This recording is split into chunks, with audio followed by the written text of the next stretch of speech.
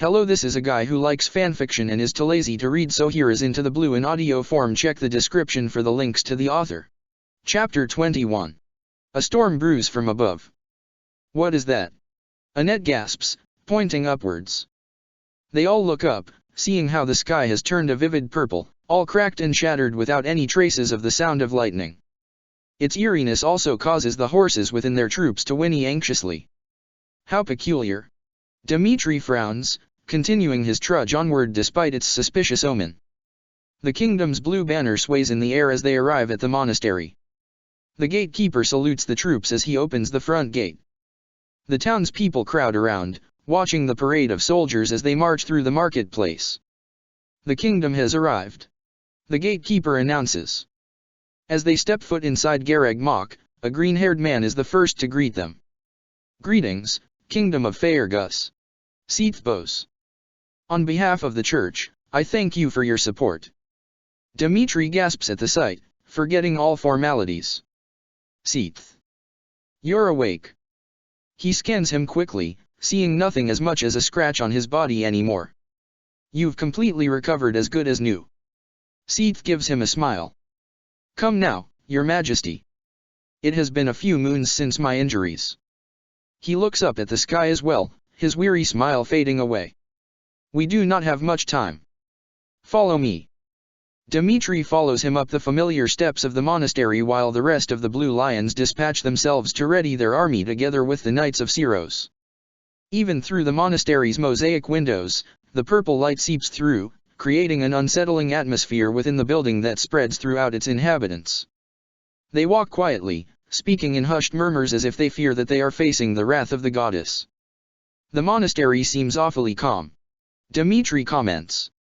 They believe that it is the doing of the goddess. Seath responds. Which is partially true. What do you mean? I am leading you to it. He exhales softly. I believe it is time that you know the full truth. They head to the courtyard. Suddenly, the ground gently rumbles. What's going on? Dmitri gasps. From afar, one of the monastery buildings explode. Seath curses to himself, rushing onward. This is bad. Dmitri follows him in haste, charging toward where the explosion occurred. Everyone, clear away. One of the soldiers yell, evacuating nearby bystanders. Seath ignores the warning, heading into the smoke, so does Dmitri.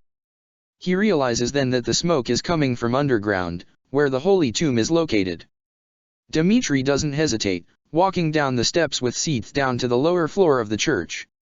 As they enter, the first thing Dmitri notices in the dark depths of the Holy Tomb is a purple-white whirlwind flashing violently. He shields himself with his cloak. Peeking over it, he spots Rhea amidst the chaos, kneeling down and placing her hands on the ground. Lady Rhea! He yells, pushing himself past the forceful wind. She ignores him, screaming as she presses her hands on the ground, emitting a ray of green light that encircles around the whirlwind. Her eyes are frenzied, glowing in a color that matches her power. Seath pulls Dmitri back, shaking his head in warning. Gradually, the whirlwind weakens, becoming smaller and smaller until it eventually vanishes into nothing. Dmitri's ears ring from the sudden silence. Soon enough, Rhea exhales heavily, collapsing onto the ground. Seath reaches her in time, settling her head on his lap. The two exchange looks. Even with Rhea's exhausted expression, she shakes her head weakly, sending him a silent message. The man grimaces, shutting his eyes tightly. He then sighs, looking at the direction of the throne at the front and center of the Holy Tomb, which has been left unscathed by the whirlwind except for its chipped corner. He has returned. Seath says silently. Who has? Dmitri asks. Epimenides. Before Dmitri can ask who that was, Seath raises a finger to silence him. Let us discuss this in a more comfortable setting. They lay Rhea to rest in her quarters, now joined by both the kingdom and church's closest confidants, Felix, Didu, and Catherine. The sky has cleared, turning back in its clear blue serenity. Under the light, Dmitri now realizes how much Rhea has changed. She looks at a far worse state compared to when he last saw her when she was tended to in Shambhala. Her cheeks have hollowed, and her arms and hands have turned skinny and frail that she still shivers even underneath her covers. Despite how her hair shines, it has sadly dulled with how fragile she has become. Those of the church sit in the quarters so glumly that Felix can't help but let out a scoff. Moping around like this is a waste of time, he says. It would do everyone here better if you tell us the matter at hand so we can discuss our next courses of action. I doubt we can afford to wait with the sky acting up a while ago. He's right, Rhea says softly. Please, do not worry over me. The fate of the universe is much more pressing. The fate of the universe? Dimitri falls shocked at the high stakes. Just what is happening? Before we get into that, you must first know about Epimenides. Seath explains. Epimenides was a high-ranking commander of the Agarthans in the War of Heroes. He was known for his intelligence and his mission to seek the secret art of rehousing souls. As such, he was known by many Agarthans as their true leader. He wished to reclaim the worlds to defy the goddess rule and replace her role as the all-seeing one. To replace Nabateans with the Agarthans such that darkness can become the prevailing universe. If I may, Catherine interjects. You said worlds. Are you saying there's more worlds than just ours? Indeed. Seath confirms. The people in the room exchange looks with each other in disbelief. I understand that it is difficult to imagine, Seath says. But I believe I could help you picture it. Not too long ago, I reckon some of you must have seen a vision. Dimitri's ears perk up at that. Yes. He says instantly, which Seath nods calmly at, gesturing for him to continue. It was during our battle with Nemesis at Shamhala. Dimitri explains. When the two of us clashed crests, something changed. Byleth had taken his place. It was nothing but a flicker, but she was there nonetheless. Felix blinks. Huh. What's wrong, Felix? Didu asks. I'm not sure. But I barely remember having a vision myself. It was a strange memory of carrying Ingrid in my arms. Then he frowns. I thought I was just reliving some old memory, so I didn't dwell on it too much. But now that I think about it, I don't think it ever happened. I see. Seath crosses his arms, deep in thought. Now, I do not think that everyone has gone through this experience. But the fact that you two also had a vision strengthens my theory. Also, Dimitri asks. Did you have one too? I was unconscious for quite a long time ever since I accompanied Her Grace at Shamhala. He answers. However, something happened that helped me awaken again. In my slumber, I experienced a fragment of a vision. At first, I thought it was a dream. But the experience felt vividly real. I remembered the sensations of my body. How my weapon felt on my hands. And then, in the blink of an eye, I woke up. I suddenly felt energized. It's true, I was there. Catherine adds, pointing at the man in awe. He woke up out of the blue, and suddenly, all his injuries were gone. That explains it. Dimitri gasps, glancing at Seath. He knew it was strange as to how he recovered rapidly from such critical injuries in just a few moons. In that moment, it was as if my body collided with an inexplicable force. As if I merged into one with something or someone. Seath says. I knew that this was much more complex than it to simply be a dream. Afterwards, when Lady Rhea was returned to us, she told me of your encounter with Nemesis. And that was when I realized the true nature of their home, Shamhala. It is more than just the home of the Agarthans, but a rite of rebirth for Epimenides to be summoned and finally slay the progenitor god. All eyes watch Seath intently as he continues his story. The Agarthans worshipped him in leading them into the darkness and achieving their vengeance. In their eyes, this being is the one who will usher in a new age devoid of the goddess. Absent of any ruling or balance. It will destroy the universe as it has come to be, trapping them into eternal darkness. To them, this is what they believe will help them reach a purer world. I don't get it. Felix shakes his head in bewilderment. How are you so sure this is Epimenides doing? From what I heard, Her Majesty disappeared with Thales in thin air during their battle. You forget that the two of them vanished in the very grounds of Shamhala. Seath says. Shambhala holds the portals of the astral plane to ensure that the conscience of Epimenides can be stored and spread timelessly across universes. These portals allow one to reach these very universes. It is how Nemesis intruded our world. Dmitri recalls the capsule that Nemesis emerged out of. Are you telling me? Dmitri can barely believe what is coming out of his mouth. That the Nemesis we saw is a time traveler. Seath nods. And with Shambhala having collapsed, there is no way for him to return to his rightful place. This will only further weaken the barriers that protect different worlds from each other. If it fully breaks, everything will meld together and destroy itself. Despite the ominous news, he encouragingly smiles at Dmitri. Since the barriers have weakened, that must be why you saw her grace in your vision. For you to have witnessed it upon clashing with Nemesis means that you saw her in another world through the crest of flames, the crest that they both hold and keep them interconnected. That blood is too rare for it to be a coincidence. At those words, a weight lifts off from Dmitri's shoulders. Relief overwhelms him so, bringing him into tears. Then she's alive. He whispers. Yes. Seath's smile gradually fades. Shambhala holds strong cosmic energy that extends through time and space. It is likely that the power her grace possesses interfered with it when she transported between worlds, which is what caused the barriers to break and portals to open in the first place. And that was what those who slither in the dark wanted all along. To force her hand and unleash her power to awaken Epimenides. Byleth's power. In fact, he doesn't have much knowledge of it. What did Byleth do exactly? He asks. Just, how strong is her power? Seath glances at Rhea, who lowers her gaze to her hands. Byleth holds an ability that only the progenitor god possesses. Rhea explains. The words tumble out of her lips slowly, as if each word holds a heavy weight. She can manipulate time. The room gasps at that. Manipulate time. Catherine gapes. You've got to be kidding me. Dmitri blinks, processing the news. That can't be dash. But no, it can be. It sinks in him almost immediately. That explains why she was able to strategize so perfectly during the war, positioning everybody favorably that prevented them just a hair away from death.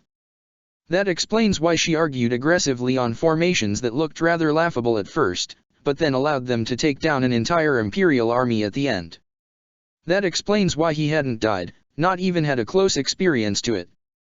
Considering his state at the time, he always thought it was a miracle that a blade didn't pierce him severely at least once. Why she was always by his side, sometimes unexpectedly, fending off any approaching Imperial soldiers without missing a beat. And why, at times, he noticed her stay awake, sitting alone by the monastery's dock in the middle of the night, unable to sleep despite a battle where everyone was left unscathed. And why he would still see her doing so in their shared balcony, long after the war ended. What a fool he is. It isn't rare for Byleth to keep secrets. As Archbishop, there are simply just some things that she won't be able to reveal to him. But as his wife, he always knew that she kept a secret from him. A big one. Yet, he didn't want to pry. He wanted her to come to him in her own terms. All he could do, all he could always do, is to just let her know that he was always there for her and will be there when she's ready to talk. Now, he wishes he was a little bit more selfish. A little bit more prodding. For her to handle a burden as big as this all alone makes him insufferably regretful. Just what did she see when she changed time? Did she see them die? And how many times? How many times did she watch comrades fall over and over until her strategy was perfected enough for everybody to survive on the other side? All these thoughts that swirl in Dmitri's mind is too much for his heart to bear. That power protects her when going into different planes. Different worlds. Rhea continues. But she is not supposed to do so. The energy it possesses is too immense, and it is even more so when bringing somebody else, Thales, with her. Even the barriers cannot withstand such power. Rhea starts to breathe shallowly. Catherine rushes urgently over to her, adjusting the pillow behind her. Sealing the barrier has taken a huge toll on her health, especially since she is still recovering from her injuries. Seath frowns, looking out at the sky. Her grace needs to be brought back if we want to prevent the barriers from further weakening. How can we retrieve her exactly? Our best course of action now is to find Nemesis. As he is the only one who wields the crest of flames, he can be used as a key to open a portal. Seath says, looking at Lady Rhea. I have been told that she has also revealed to you her true identity. And with that, I can tell you that one of her roles as the child of the goddess is to be a bridge between worlds. Does this mean she can open up a portal? It can be done if Nemesis is defeated. He frowns. However, Lady Rhea has grown too weak. I doubt that she will be able to survive the travel across worlds at all. Then is it possible for me to go in her place? Dimitri asks, but Seath simply shakes his head. It is far too dangerous for a human to travel across worlds. You do not hold the crest of the saints nor the blood of the goddess. Surely, we can try. He insists. Perhaps we can use some faith magic for protection, or dash. I'm afraid that is not possible. Seath says. Traveling in the astral plane is beyond your comprehension. Faith magic will just not be effective. Dimitri's groans in frustration, his relief now dangling on a thin thread. Surely, there has to be something. He watches how Seath shifts his gaze uncomfortably at Rhea once more. He becomes irritated at their silent communication. I'm growing tired of keeping secrets, Your Grace. Dimitri spits, his patience thinning. I ask that you tell us what you know now. I do not intend to hide anything any longer. She agrees hoarsely. If you are to reach when it's too late, when time has begun to collapse within itself, there is a last resort to achieve balance in the universe. There is one more seal we can use should other means prove a failure. One last seal we must use as a sacrifice. She looks at Dimitri quietly, and her silence is enough to give him the answer. Blood boils in his veins and the thread of relief snaps entirely. No. It is the only way. He slams his hands on the footboard of Rhea's bed, seething. You first tell me she's alive. And now you're saying that she won't be able to survive at the end. As the vessel of the progenitor and the beholder of time, Rhea continues. She alone can seal the barriers and restore order. How many times must I tell you that she is not some tool that you can use? His voice booms. I am tired of protecting the world at the cost of the lives of others. I am sick of you all using her. Only the one who exists at one point of time can seal the barriers. That role lies in the hands of none other than the goddess and her vessel. She stares at him intensely. She is the only person who holds one existence across universes. There is no other choice. Damn you. You just don't care enough to find another way. Watch it. Catherine scolds. But he does not listen, stomping closer to her. The rest holds him from behind, restraining the man. Dimitri, enough. Felix yells. Please calm down. Didu insists. Your Majesty, control yourself. Seath admonishes sternly. But he listens to none of them. Has she not suffered enough? His voice cracks as he continues to stare down at Rhea. Has she not sacrificed everything to do your bidding? More tears start to fall from his eye the more he speaks. She never asked for this life. She never asked for her heart to be tampered with. To have a crest stone implanted in her. And you continue to use her because she is too selfless to refuse. How could any of you call yourselves holy when you continue to abuse her? Dimitri is not clueless. Despite how much Byleth tries to hide it from him, he knows when she is worn down from her duties. He can read her expressions like the back of his hand, no matter how micro they tend to be. He knows that the church and the nobles chipped her soul away, breaking her bit by bit from all the expectations put on her. Even when Dimitri asks and Byleth merely waves it off with a smile, he sees right through her. Yet he didn't do enough. And it only makes Dimitri think now, that perhaps he too played a role. Was he there for her as much as he wanted to be? As much as she needed him to be? He promised her that he would always be by her side. But as he is confronted with the fate Rhea created for her, he realizes just how much he had broken that promise. He was too caught up in the responsibilities of the kingdom to see what she had to go through alone. Too accustomed to his own burdens that he projected the assumption that she was accustomed to it too, just like him. Just like everybody else in power. How many secrets did he leave her alone with to dwell on? What kind of husband is he? This is the consequence. Now, she risks losing her life because of his ignorance. We have truly failed her. He grits his teeth in remorse. Have we not learnt? Are we truly so ignorant to how much responsibility we put onto her? Byleth never chose this life. But she chooses to stay in it and help all of us.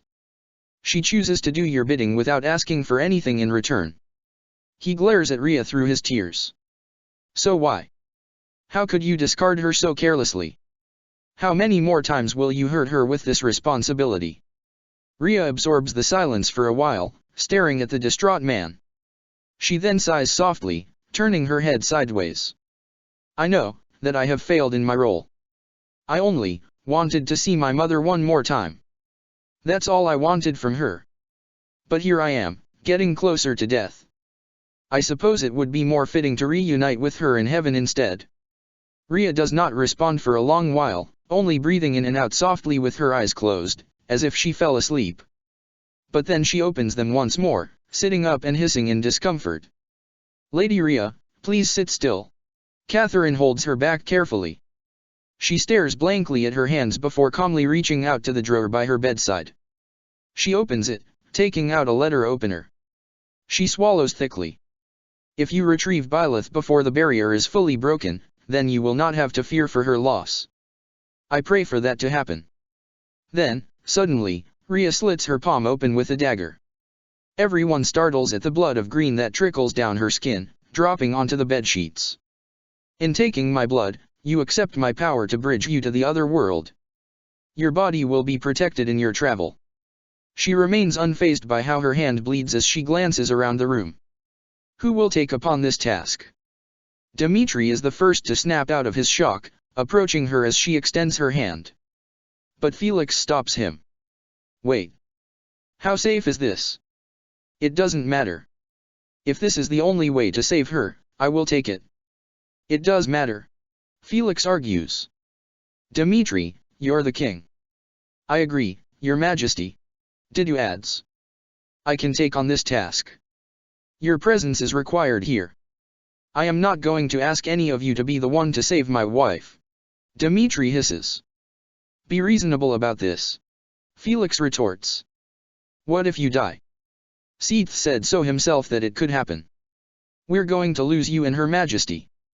What will be of the kingdom then? Dimitri grunts. I have to do this dash. You don't even have an heir. Felix yells. One can cut the tension in the room with a knife as soon as Felix spills those words. Dimitri can only look at him as if he just punched him, and Felix's face only shows how he instantly regrets it. I'm sorry. Felix composes his tone and reels back his distressed expression. You know what I mean. Dimitri glowers down at the ground, clenching his fists. I need to be the one who goes there. I need to be the one to find her. I need dash. His voice rises, full of passion and desperation that he's bottled up for too many moons ever since her disappearance. Then his shoulders slump, weariness finally taking a toll on him. I need to make sure she's safe. I promised her. He mutters, looking so sadly at Felix that even his expression starts to show his inner conflict. The silence thickens with the dilemma hanging over everybody's head. Dimitri knows the risk, but he sees no other way. He won't waver in that decision. Please rest assured. Finally, Rhea breaks the silence. There is one way my blood can be used for His Majesty to reach the other world safely. She extends her hand out at the man. The blood that continues to trickle down her hand is reminiscent to what Byleth had done in front of Rhea all those years ago. This will be my blood oath, she says, flexing her fingers. The blood that runs down her skin messily now gathers together, spinning faster and faster into an orb. The orb then becomes encased in spell enchantments, dropping on the center of her palm as a solid sphere. This ancient spell descended from the Nabateans. She explains, holding out the sphere gently. It will temporarily bind your soul to mine, combining our energies to protect you on your journey to the other world. She then gives it to Dimitri. You have to break the spell when you strike down Nemesis. Once you do that, a portal will open and my power will be bound to you. I will be able to sense where you are. Should anything happen to you, I will be able to retrieve you back here. She sighs softly. But this will be of great risk. If you fail and you return without her, the barrier will be damaged beyond repair. The world will end, and the darkness will achieve their glory. That won't happen. Dmitri promises with confidence. I will return with her. No matter what. Ria rests back on the bed, looking up at the ceiling. Once she returns, she murmurs. I will not have much time left. The church will change. She tilts her head, looking at Seath with a fond smile. Seath. I leave it to you to lead the people from now on. Dmitri and Seath exchange looks. Me. Seath stammers, his eyebrows raising high. Ria nods, her smile still remaining on her face. I asked Byleth many times. Are you the Archbishop first or the Queen? She never gave me a direct answer. But it was always clear to me that it was neither. Her smile softens as she looks at Dmitri. Because what she puts first, is always you. Dmitri's breath hitches, his eye growing wide, tears attempting to resurface once more. I think I understand now. Ria says gently. She puts you just like how I put my mother, and my brothers and sisters, above all. I think, it is time for me to finally accept that. And let go. Lady Ria, Dmitri whispers. She beams at him, with a sincerity he's never seen in her before. Behind her smile mixes with the nuances of guilt, regret, and shame. But there's also fulfillment and serenity as she tells him with a sole tear rolling down her cheek, take care of each other, Your Majesty. Chapter 22. There is a long, awkward silence between the two as they complacently work on the chores assigned to them. Shay shifts his gaze between Byleth and Dmitri uncomfortably. What's up with you guys? Did I miss something? Dmitri glances up at him briefly. Nothing. He wipes the weapon in his hands frantically. Too frantically that it snaps in half. Byleth turns at the sudden sound, watching as Dmitri jolts up, cursing to himself. Excuse me. His cheeks turn ablaze. Okay, Shay cautiously takes the broken weapon from his hands. You all right there, Dmitri? I'm fine. He says rather quickly, fumbling for another weapon to clean. I don't want you breaking any more things round here. Shay stops him. Just, get some air, if you need it. I'll bring this to the blacksmith. The silence thickens more the further Shay strays away. Byleth's shoulders merely slump as she watches how Dmitri can't even look her way. They haven't spoken to each other for over a week. One reason may be because he was trying to avoid her. After all, she does not miss the times when Sylvain rolls his eyes and scolds the king in a low whisper when she passes their way. But she too couldn't find a moment to be alone with him, as he always busied himself with Rodrigue or other kingdom advisors. Now that they're alone, she needs to take this chance. Perhaps just telling him the truth may do enough to calm his fears. Or maybe it will only give the opposite effect. Either way, she has to say something. Listen, Dmitri, Byleth begins. No, wait, Dmitri stammers, the redness in his cheeks not having completely faded away. Byleth, I'm sorry. I have been acting audaciously rude towards you. For me to run away and leave you alone that night was too juvenile even by Sylvain's standards. Please accept my sincere apologies. I just, well. He sighs, rubbing his face exasperatedly. I think, my mind has been all over the place lately. Byleth puts down the weapon she's holding, turning her body to face him as she patiently listens. There's been a lot of demands from the nobles on the restoration plans after the war. Dmitri rants. Frankly, their impatience has only muddied my thoughts and made my path more confusing. What do they ask for? Particularly repairing the towns that were caught in the crossfires of the war, as well as reforming the empire as they shift under our rule, not to mention the debate on the possession of the empire's relics. And he stares at her, and Byleth notices a flicker of uncertainty passing through his gaze. He nervously gulps down whatever he's about to say. That is the gist of it, anyhow. Honestly, it's hard to think about the future when there is still much to resolve about the past. Especially considering how Thales still roams free. I understand. I feel the same. Byleth says. It is hard to look toward the future when there is still so much havoc to resolve. But I think it will ease your heart if you put more of your focus on the future. That is the destiny that you can rewrite after all. The past cannot change itself. Dmitri purses his lips. That is easier said than done. There are still people I must avenge by slaying those who slither in the dark by my hand. It is the only way that they can rest. Byleth frowns slightly at the remark. So it is vengeance that you seek for? Dmitri mirrors her expression, averting his gaze. You must find a king with a vengeance concerning. Not at all. She replies. I think it shows how much you love them. It just pains me that they still haunt you, is all.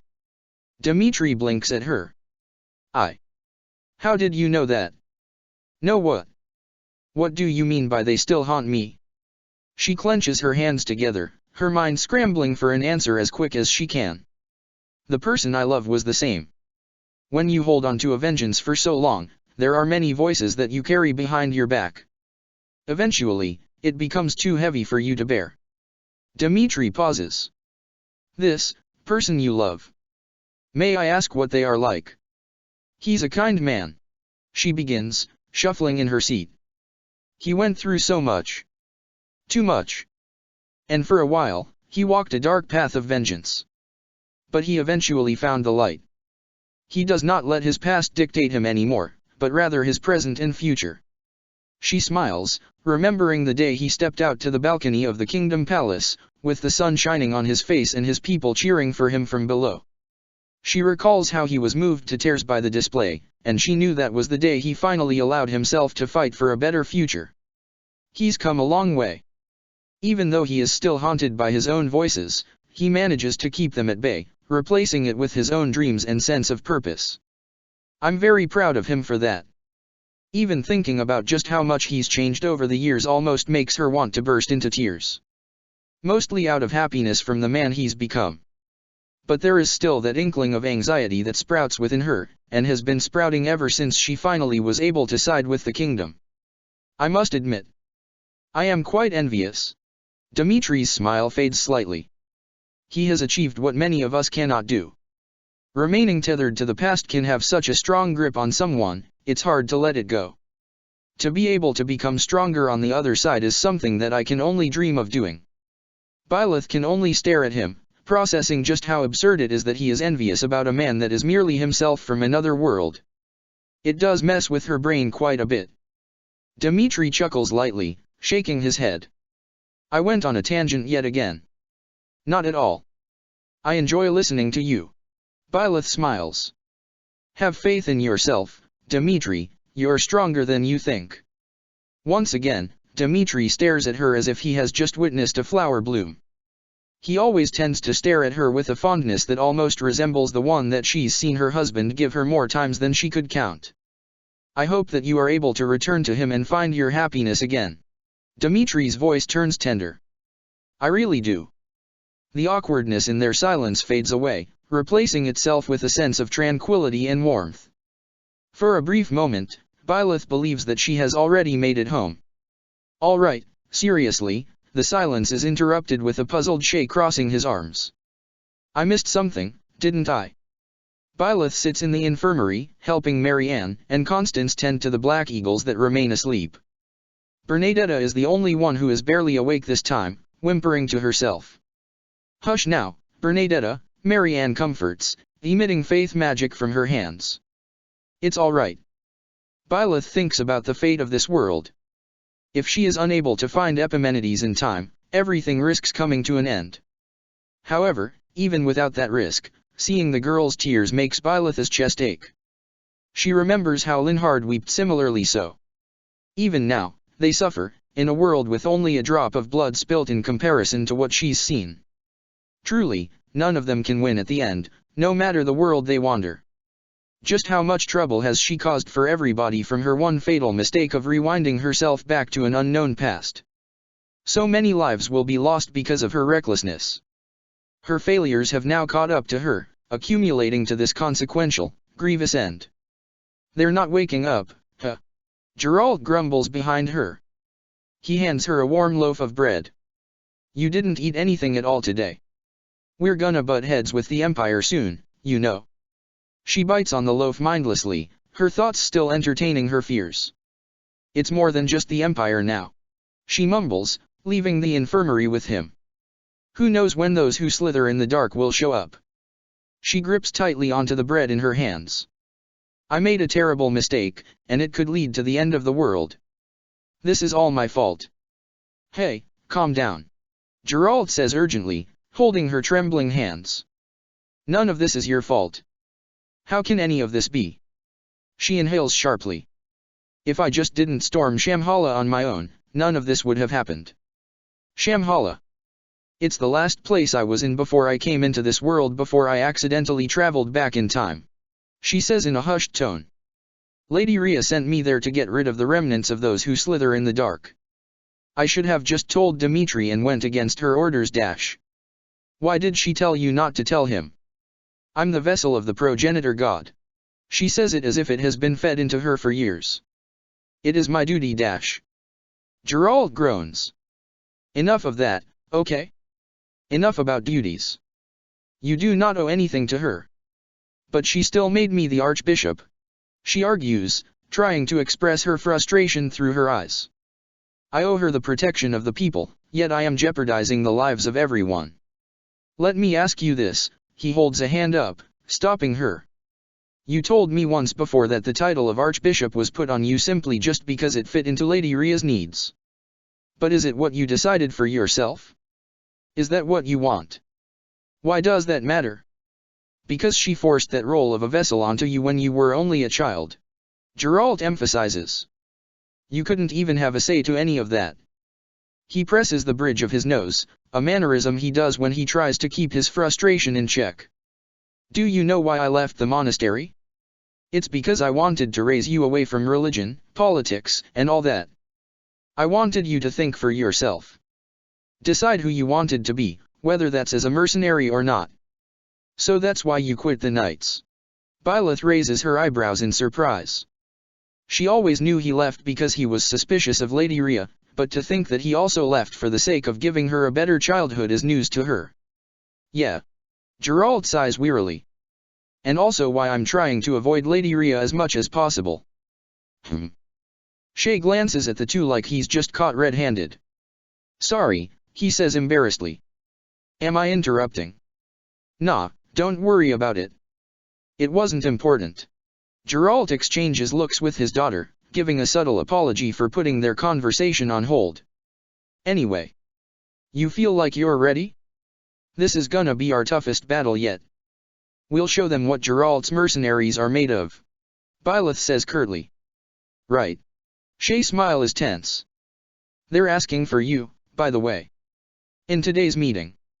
She nods, giving her father a quick goodbye before following the mercenary to where the Blue Lions gather at the command center. The room is silent when she enters, with everyone intently listening to Seath as his voice occupies the space, giving only a silent greeting her way as she enters the room. The Imperial army has fled south with the Emperor in tow. Seath says. They appear to be headed for Garreg Mach. And just as planned, the Archbishop and her squadron are en route there as well.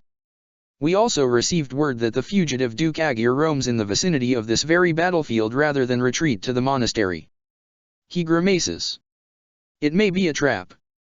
Especially with Count Berglis having stationed units at various key points in the hopes of slowing us down. Ash raises his hand. But why would Duke Agir still be here rather than in Garreg Mach? One of the viscounts we hold prisoner here claims that Thales is controlling him. Felix answers on his behalf. Just like Edelgard. Byleth mutters. Now, everyone turns to her. It's as you said. Dimitri nods. Thales is the one who whispers the orders, making the Empire follow his every word. Everything would be different if not for those mages. My father, his knights, the citizens of Duscur. None would have met the fate that befell them.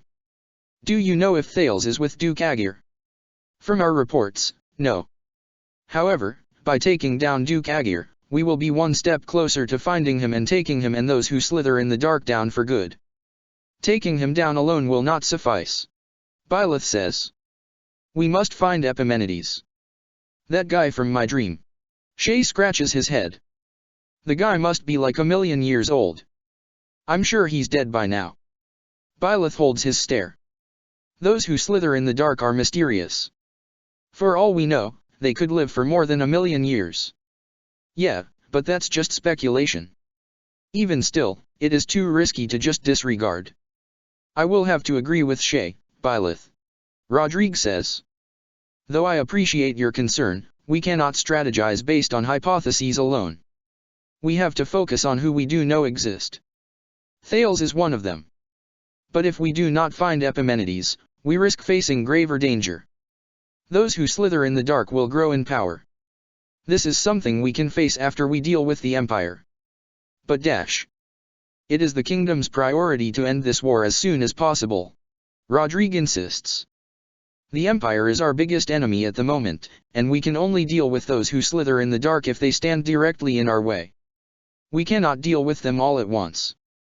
If we do so, we will stray away from our original path.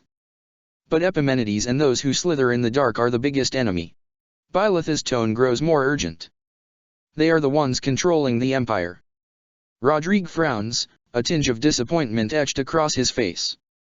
It is no criticism, but please do be reminded that while you are under the contract with the kingdom, you must put your personal interests aside and prioritize the kingdom's needs. The mercenary life, it is starkly different from those who live by the ways of a knight. Rodrigue, that's all right. Dimitri interrupts when he sees Byleth flinch, shooting her an apologetic look. We can indeed discuss the possibility that Epimenides lurks about. In the meantime, why don't we focus on what we do know? By finding Duke Aegir and Thales, we may be able to find out whether Epimenides exists or not. Yeah, let's take it one step at a time. Annette encourages. First Duke Aegir, then Thales, and the Emperor. Sylvain grins. I like that. We'll defeat them together. Shay agrees.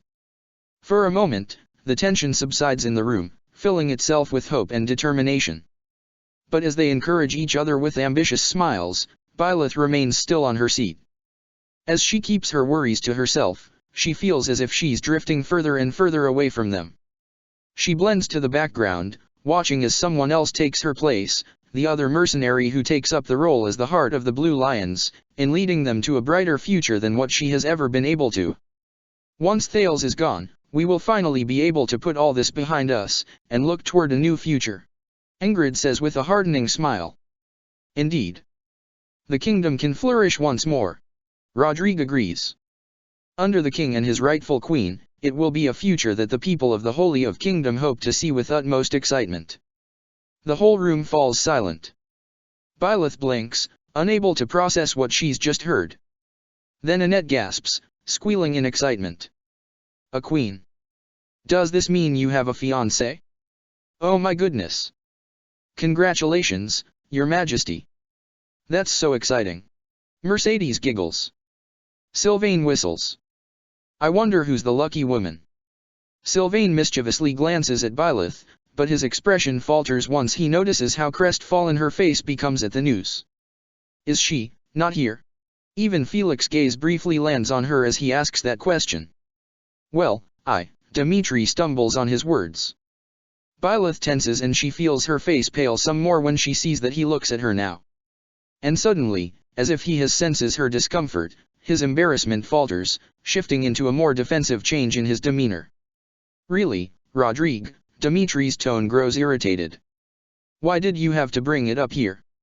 I apologize, Rodrigue chuckles. It must have slipped out. Please try to keep these matters separate from these meetings. I do not appreciate sudden announcements about my personal life.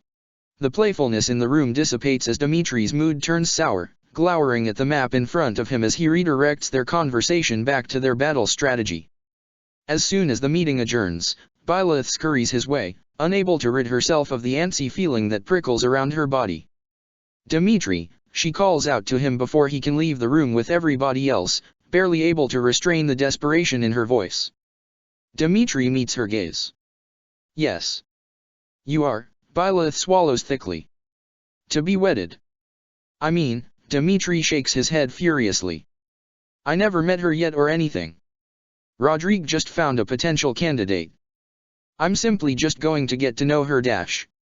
Dimitri, Byleth says urgently, anxiety swelling within her. He winces, the corners of his lips tugging downwards. Yes. It's as if she was just punched in the gut. When? She asks, barely above a whisper. I don't know. Most likely after the war. She blinks. Why? Why? He mutters, knitting his brows together. What do you mean why? There are 100 reasons why. Because in another life, they promised each other they would be together until death does them part. Because in that life, they were married, navigating the terrains of the kingdom together. Because this time, it is not her. Because she thought it wouldn't change, even in another world. Because she loves him and she always will. Because she finds out now that it is not the same for him. But she says none of this. Instead, she only answers with, it's too fast. The kingdom does not have much time. Dmitri shakes his head. As I said, the nobles are growing impatient. Rodrigue has helped me meticulously in finding her for a few weeks now. I just think it would be a disservice if I did not give it a chance after all his hard work. She gulps. Who is she? She's the head of House Enid. She almost gets swept away by her feet. Viscount Enid. She remembers coming across the woman a few times. The Viscount helped the kingdom during the war back in her real world and has remained neutral over their relic policies for a long time. To think that same woman might be the queen in this world, it feels too disorienting. But somehow, it makes sense. She has a long history in serving the kingdom, and has seen the woman's bravery and intellect when she assisted Baron Dominic from defending their territory against the Empire. Not to mention that Viscount Enid lessens the complexities that Byleth's crest brings about. Byleth herself doesn't think she is a bad choice. But still. Do you think, Byleth feels nauseous? That you can love her? Suddenly, Dmitri looks at her as if she just burned him. I do not understand why you are asking me this question. Don't you have somebody you love waiting for you? Dmitri's eyebrows arch sadly. You told me before that you did not have as much freedom as I'd believe. But, you fail to realize the fact that you found somebody you love so dearly, that is a freedom in itself. I do not have this freedom. Dmitri murmurs. I can only choose based on what is best for the kingdom. That is my duty. And if she is the one best suited for the role as queen, then I do not object to having her by my side. They hear him being called from afar by some kingdom soldiers. He sighs, readying to heed their call. Dmitri is about to turn away, giving her one more saddened glance. The kingdom needs to recover. That is all that matters. She watches him walk away, her chest tightening so much that she finds it difficult to breathe. Byleth is not oblivious. She sees the way he looks at her. The way he speaks to her. The way others tease him about her. She knows that even here, he is on the way to falling in love with her. But the difference is that here, Dmitri chooses not to gratify himself, focusing on his path to serve his people. He chooses not to love her, trading that love with that for the kingdom and the values it strongly upholds. Here, he puts the kingdom first, just like what he always wanted to do all along. Because here, in this world, without their shared history and relationship blinding him, Dmitri knows what she has tried not to acknowledge for so long. That he is better off never having known her at all. Chapter 23. As they approach Burgundy, Byleth walks behind, only being able to glimpse at Dmitri's back within the crowd of troops. She is unable to utter a single word at him as he focuses on the path before him. He acts like she's a stranger again, and it makes the loneliness settle in her once more. Horns are heard from afar, and suddenly, a signal is shot from above. We caught them. Looks like it's time. Dmitri readies his Eridbar. We're going after Duke Agir. Edelgard is likely to be with him. They make their way toward the signal, where some stationed kingdom soldiers have ambushed the main imperial troop. Amidst the chaos, Duke Agir scuffles with one of the soldiers in a flurry of panic. I must escape, even if it's alone. He spits, making way for the mountain trailhead. Quickly, to Gareg Mach. He has a number of soldiers with him. Dmitri comments. Simply giving chase will not close the distance. We need to cut off his escape route. Sending a few units ahead via the caves might do the trick. Byleth. Annette. Yuri. On it. Yuri offers rather half-heartedly, his footsteps growing silent as he emerges into the darkness of the caves, while the two follow sneakily behind him. They'll have troops waiting for us in the caves, I'm sure of it. Annette says. Let's keep our wits about us. Duke Agir enters the cave, yelling out a battle cry as he swings his sword mindlessly in the dark. We're truly done for now. Duke Agir cries. Is there no one who can help us? Suddenly, an Excalibur spell blasts through the cave, hitting Yuri straight in the chest, throwing him back. The man jerks on the ground roughly, jolting occasionally as the sparks course through his body. Yuri. Byleth yells, activating her divine pulse. But as she attempts to do so, she sees a wicked grin flash before her. A kaleidoscope of light swirls within the thoughts of her mind, and pain suddenly passes through her skull. Refrain from using the divine pulse, child. Suthies warns. Byleth pants heavily, filled with the urge to hurl on the ground. What is happening? The barrier is too fragile. Using the divine pulse will only further weaken it. Watch out. Another spell heads her way, and she blocks it with one of her own. The clash of magic lights up the cave so brightly that it temporarily blinds the masses. She quickly glances from Yuri, who remains limp, jolting ever so often to the current that electrocutes his body. Annette. She yells in alarm. Get him out of here and heal him. Annette floats his way without wasting a breath, carrying the man before Count Hevering can blast another spell their way. As the dust swirls about the cave, Casper emerges from it, adjusting his gauntlets with a fired-up grin. Fine, Casper smirks. I'll cover you. They won't get through me. Next to him appears Count Hevering, who wears a more solemn expression. A shame I missed the pitched battle. Count Hevering says. I'm not so fond of fighting at a disadvantage. Byleth watches her two former allies, nervousness settling in. She is left alone to handle the troops, striking her sword rapidly at the Imperial forces. They fall like leaves from a tree, unable to keep up with her speed and might. When she emerges out at the other side of the cave, Casper and the Count are the last ones standing. They all stand at plain sight under the clear skies. Casper's glare is as blazing as the sun. So it's you, he sneers. It's way over my head, and I don't really get what's going on between you and Edelgard. I thought for sure you two would come to an understanding, but I guess I was wrong. In the end, you betrayed her like everybody else. It's 1 against 2, as Count Hevering supports Casper from a distance with his long-range spells, while Casper closes the gap to land his punches, each channeled with his bottled-up rage. Dorothea. 1 blow. Bernadetta. Another blow. Petra. Another. Linhard. And another. Tears prickle the corners of his eyes. All of you are traitors. He roars as he smashes the ground, forcing her to distance herself away. You all turned your backs against the Empire. He yells hysterically. And now Hubert and Ferdinand are dead. He leaps toward her, ready to land a blow. Byleth blocks his strike, but its force is enough to make her fall backwards. She grunts, standing back on her feet.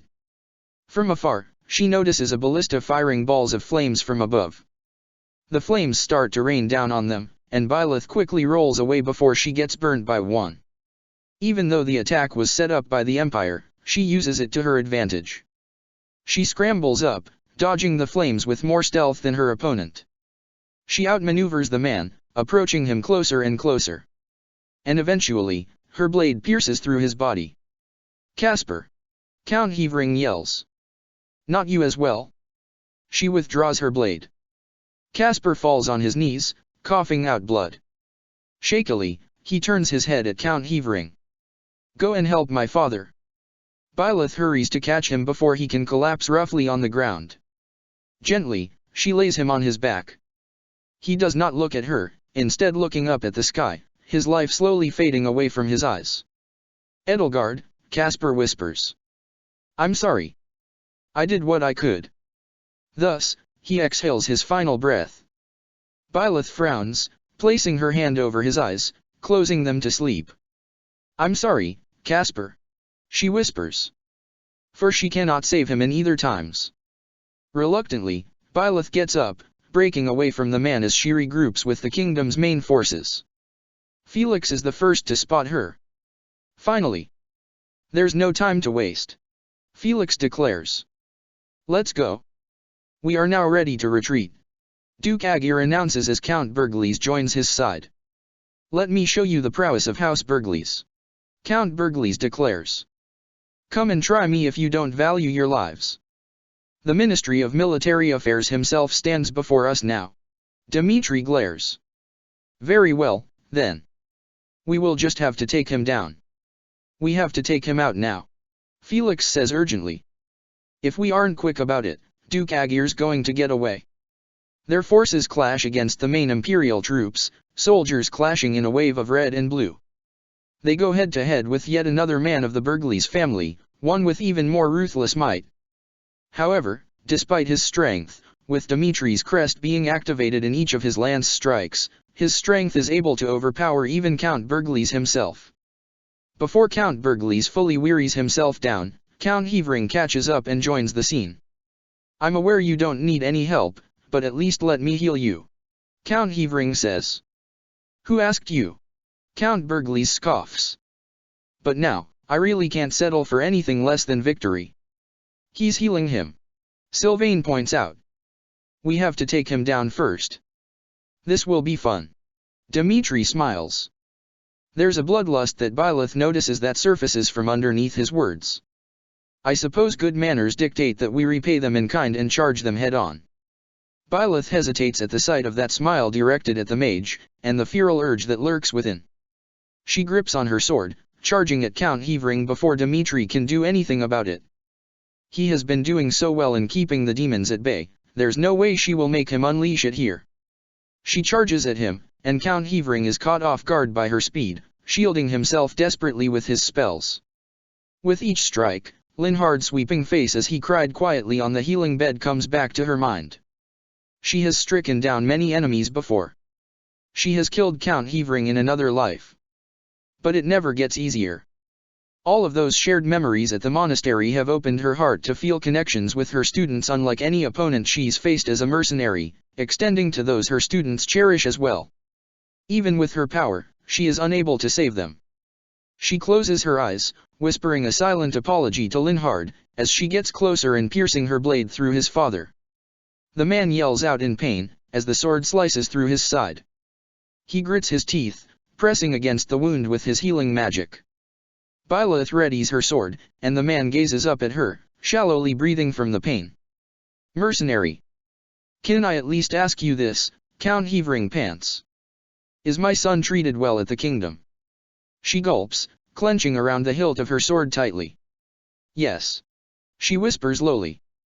Count Hevering breathes out what is like a sigh of relief before letting out a laugh that turns into a wince of pain. Then. He casts an enchantment circle around him, and Byleth steps back in surprise. Things are not unfolding quite in our favor. I had best retreat. Count Hevering says, as he starts to glow in green. Meanwhile, Count Berglis laughs as he duels the king. Finally, someone capable of bringing me to my knees. I shall. What is that? The man gapes in shock at the glowing circle that surrounds him. The Empire cannot afford your death. Count Hevering says. My apologies, but I'm warping you out of here. And so, the two of them disappear before Count Berglis can let out a protest and Byleth can finish any of them off. So he lives to fight another day. Dmitri scoffs. Regardless, our pathway is now clear. Let us hurry after Duke Aegir. The man and his guarding forces are not far away, with Sylvain and Ingrid catching quickly up to them with their stallions. Hurry! Duke Aegir cries. Faster! Keep running! Too slow! Sylvain yells, slashing the Duke off of his feet. No! Duke Aegir scrambles on the ground desperately. I cannot die here. Dmitri, slowly but surely, walks over to him. We do not have time to waste with the likes of you. He raises his lance, and finally, thrusts it through the Duke. The man gasps at the blood that spills out of his body. Then he sprawls on the ground, laying down in defeat. Oh, ancestors of Adrestia, Duke Aegir utters in his last dying breath. And your majesty. Our empire is doomed. Dmitri grunts ferociously as he retrieves his lance, not batting an eye at the man any longer as he searches the battlefield. They have all retreated. Dmitri says. Where is Edelgard? We must find her at once. They scatter around the battlefield, beginning their search. When Byleth walks through the center stronghold, she is shocked to see Ashe weeping on the ground, cradling Yuri in his arms. Why, you almost died, Ashe sobs, his tears dropping on Yuri's face. You were not be breathing. Yuri lets out a weak smile, caressing the man's face fondly. Don't be such a crybaby, my love. I'm alive now, aren't I? Ashe only continues to weep, pressing his lips against the man's forehead before hugging him closely to his chest. Byleth stares at the scene in wonder, and her chest tightens. Back in her own world, Ashe has never found love, giving himself fully to the duties of a knight, prioritizing it above all. In this reality, he still swears himself by this duty, but as she looks at them together, she also sees the life that Ashe could have had. The life that everybody could have had. He was not responding to my faith magic. Annette murmurs beside Byleth, breaking her out of her thoughts. For a while, I'm certain that we lost him. That is, until Mercedes stepped in, and we healed him together. Byleth reads the terrified expression on her face. I'm sorry I wasn't good enough. Annette's lip quivers. Byleth frowns, patting the girl on her shoulder. He's alive. He wouldn't be if you didn't bring him to safety at all. Annette sniffles, wiping away a tear. All right, she exhales, recomposing herself as quickly as she can. What do we do now, Professor? Byleth tenses up. What did you just say? Annette freezes, blinking slowly. Professor. She winces, touching her head. Sorry. I think, it's just a silly mistake. Byleth looks up, then behind her. You sense him too. Suthes warns her. Epimenides lurks near. The Blue Lions eventually regroup after a futile search for the Emperor. Humph, not a trace of the Emperor in sight. Felix huffs. She and Duke Aegir must not be together. In any case, she's certainly not here. Dida notes. By now, the Knights of Syros should be making their final approach on Gareg Mach. Dmitri says. Perhaps we should join them and focus on reclaiming the monastery before anything else. But Byleth ponders. There's just no way for them to have escaped so far. No, let's keep looking. Sometimes the person you're looking for is hiding right under your nose the whole time. Dmitri narrows his gaze as he reflects. Then he nods. Your words hold some truth to them. Very well, we'll split off into groups and search for her all at once. I'm gonna go check the path up to the monastery. Shay says, looking at Byleth. You wanna come with? Byleth hesitates, sending a look Dimitri's way.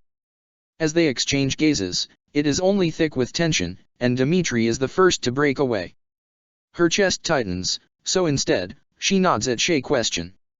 Of course. Then we will divide our efforts and search both to the east and west. Good luck. He turns his back to her, his words curt and short. Just like how a king talks to a mercenary. Byleth walks the mountain trailhead with Shay in silence as she drowns herself in her own thoughts. You know, maybe I'm dense, but, Shay peers at her. There's something going on with you and Dmitri, isn't there? Byleth's eyes remain ahead as they continue walking onward.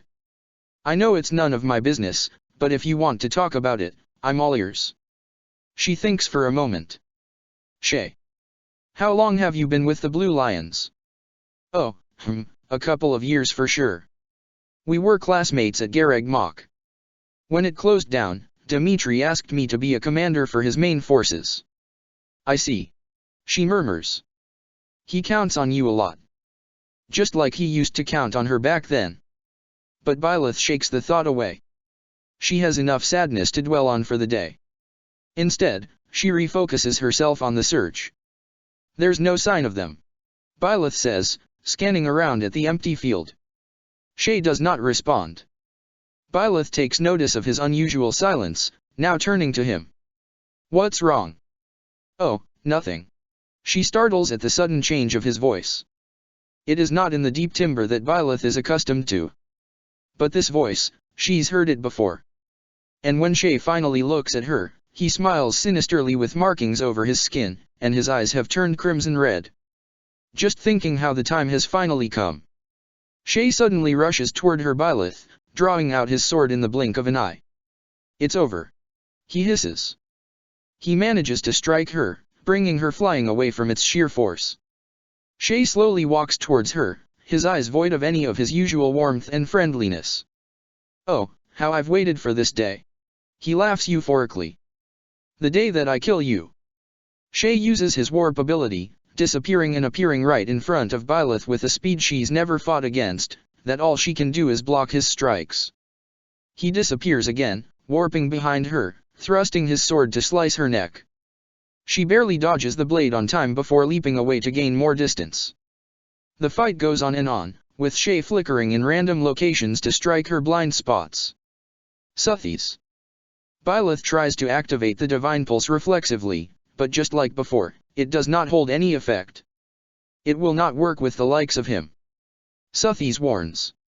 He's grown in power. Byleth's breath hitches. So this is Epimenides. Of course it's him. That explains Suthi's disdain for the man upon their first meeting, and the power that courses through him. Shay must be a vessel, just like her. As Byleth is about to block another blow, the blade never clashes against hers. She notices how Shay's arm trembles when he pulls his sword away, as if he's fighting for control. Shay, struggling to breathe, sheds the markings from his body. For a brief moment, the bloodlust in his eyes are gone, reverting to his normal self. Run away, he pleads. While you can. His sword dissipates as he falls on his knees. What are you doing? Suthies yells, snapping Byleth out of her frozen state. Go. And so, Byleth sprints away from the man, trying to flee as far as possible. You're free to try. That voice booms once again. But you won't get away that easily. I'll carve out your monstrous heart and put an end to the beast dwelling within. Your destruction is everything I've fought for. Byleth runs and runs, but it is as if Shay, Epimenides, can sniff her every move, appearing before her in every turn. I will hunt you until my dying breath. Shay roars. Get back here. There they are. Ingrid yells from afar. Shay grunts as he spots the blue lions approaching. He grabs a hold of her, and all of a sudden, her world disorients as she is warped to another point at the battlefield. She grows dizzy at the teleportation, barely able to get back to her senses as Shay attempts to strike. Stay alert. Suthies eggs on. I sense more coming. More?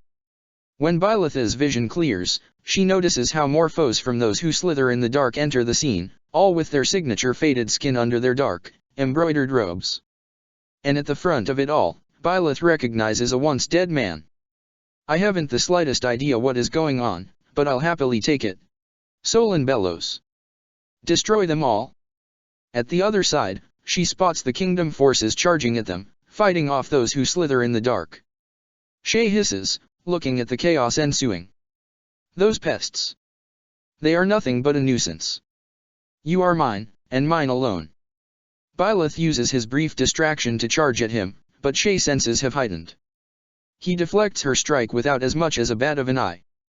He tilts his head at her, glowering menacingly, before he withdraws his sword and strikes her with his other one. Byleth dodges it yet again, and the two engage in yet another dance to the death. Byleth. She hears her name from afar. It is Dimitri's voice, she recognizes.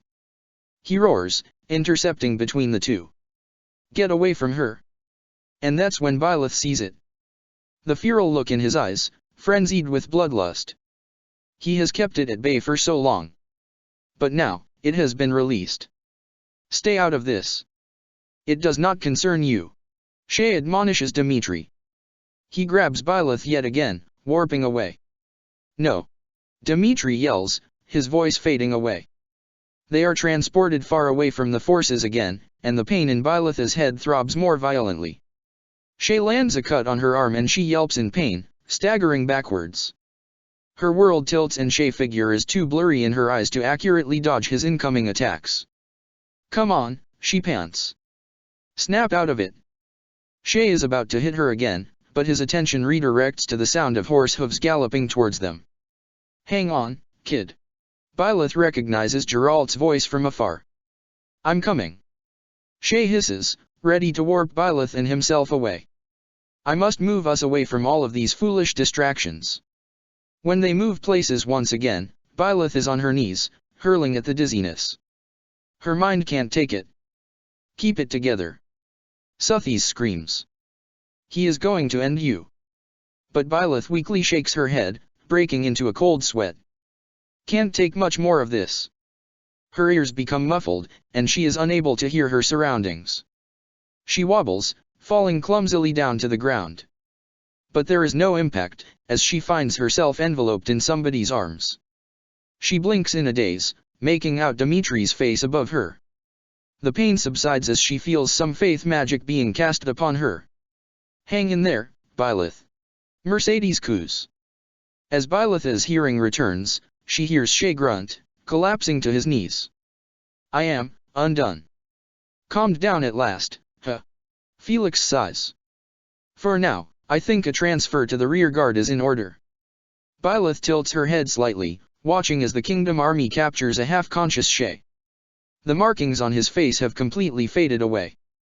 Byleth returns her gaze up at Dimitri.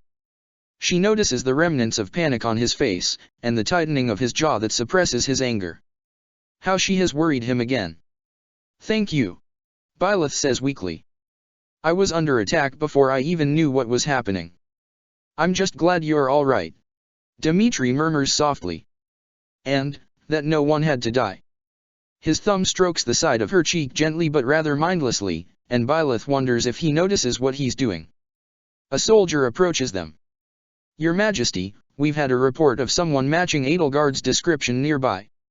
Good. Dimitri says, his eyes remaining on Byleth. But with the situation being what it is, I won't able to reach her for some time. He helps her sit up, balancing her steadily to her feet. Then he retreats a safe distance away, his fond gaze now being masked once again with an air of formality. The quick change in demeanor only makes the absence of his touch all the colder. Somebody whistles from above. Dimitri's attention turns up at the sky. Is that Claude? An army of wyverns fly up high, all led by the leader of the alliance. Claude waves at them, pointing towards the north. We spotted Edelgard. But we gotta go through the mages first. Solon roars at the incoming reinforcements. If I must wring the life from you by my own hands, then so be it. Solon roars. I suspected as much. Dimitri glares. He's the same as Cornelia and all the rest. I must capture him and learn the truth about that day. He charges away, chasing for Solon and his forces. Byleth tries to keep up, but she would be lying if she says she still does not feel a slight sickness in her stomach. She manages to fend off some of the dark mages, clearing the path to Solon. Dimitri is the first to strike at the man. Before Byleth can join him, a soldier interjects. Forgive us, Your Majesty, she says. Our quarry escaped during the transfer. That's not good. Dimitri grimaces.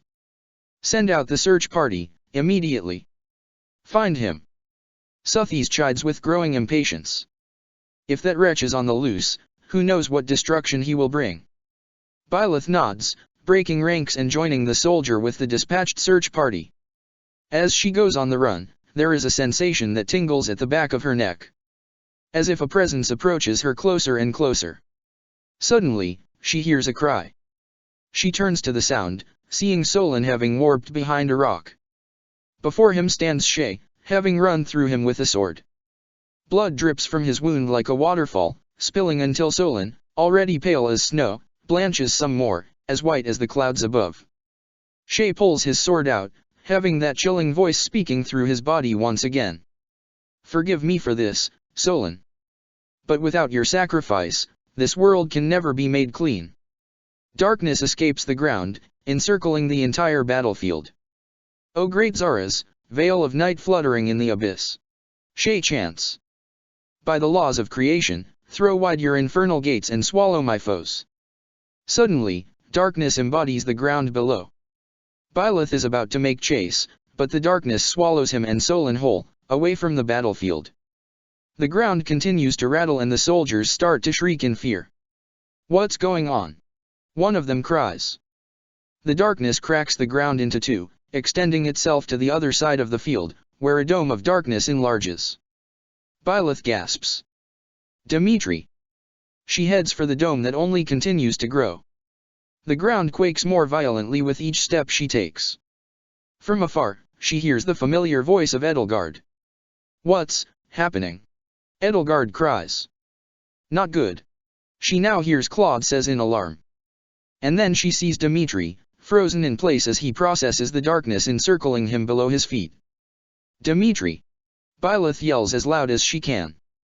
Dimitri glances up at her. Before he can say anything, the spell surrounds and swallows the three lords.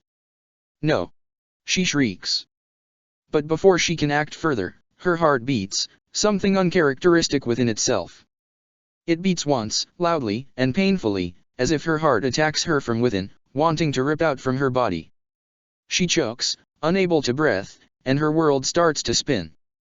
Then everything goes dark. Chapter 24. Upon breaking the spell, you will be transported to the astral plane. Rhea informed him. Because you are a human, there are risks involved, especially if you encounter Epimenides. Shouldn't I take him down given the chance? He asked. But she shook her head. He will overpower you in the astral plane. Your priority is in retrieving Byleth and remaining sane. Sane. She nodded. Fortunately, you will have my protection. But it will still not be easy. That is why, you must listen to what I have to say and remember it carefully. Dimitri goes through Rhea's instructions over and over, ingraining it in his memory, while readying his steed for Magdridway. Do you need help, Your Majesty? A voice asks. You've been struggling to saddle up your horse for quite a while now. He stops what he's doing when he catches sight of Mercedes in her Gremory uniform. Mercedes. Dimitri's eye widens. What are you doing here? It has been a long time. She curtsies with a smile filled with bliss from reuniting with an old friend.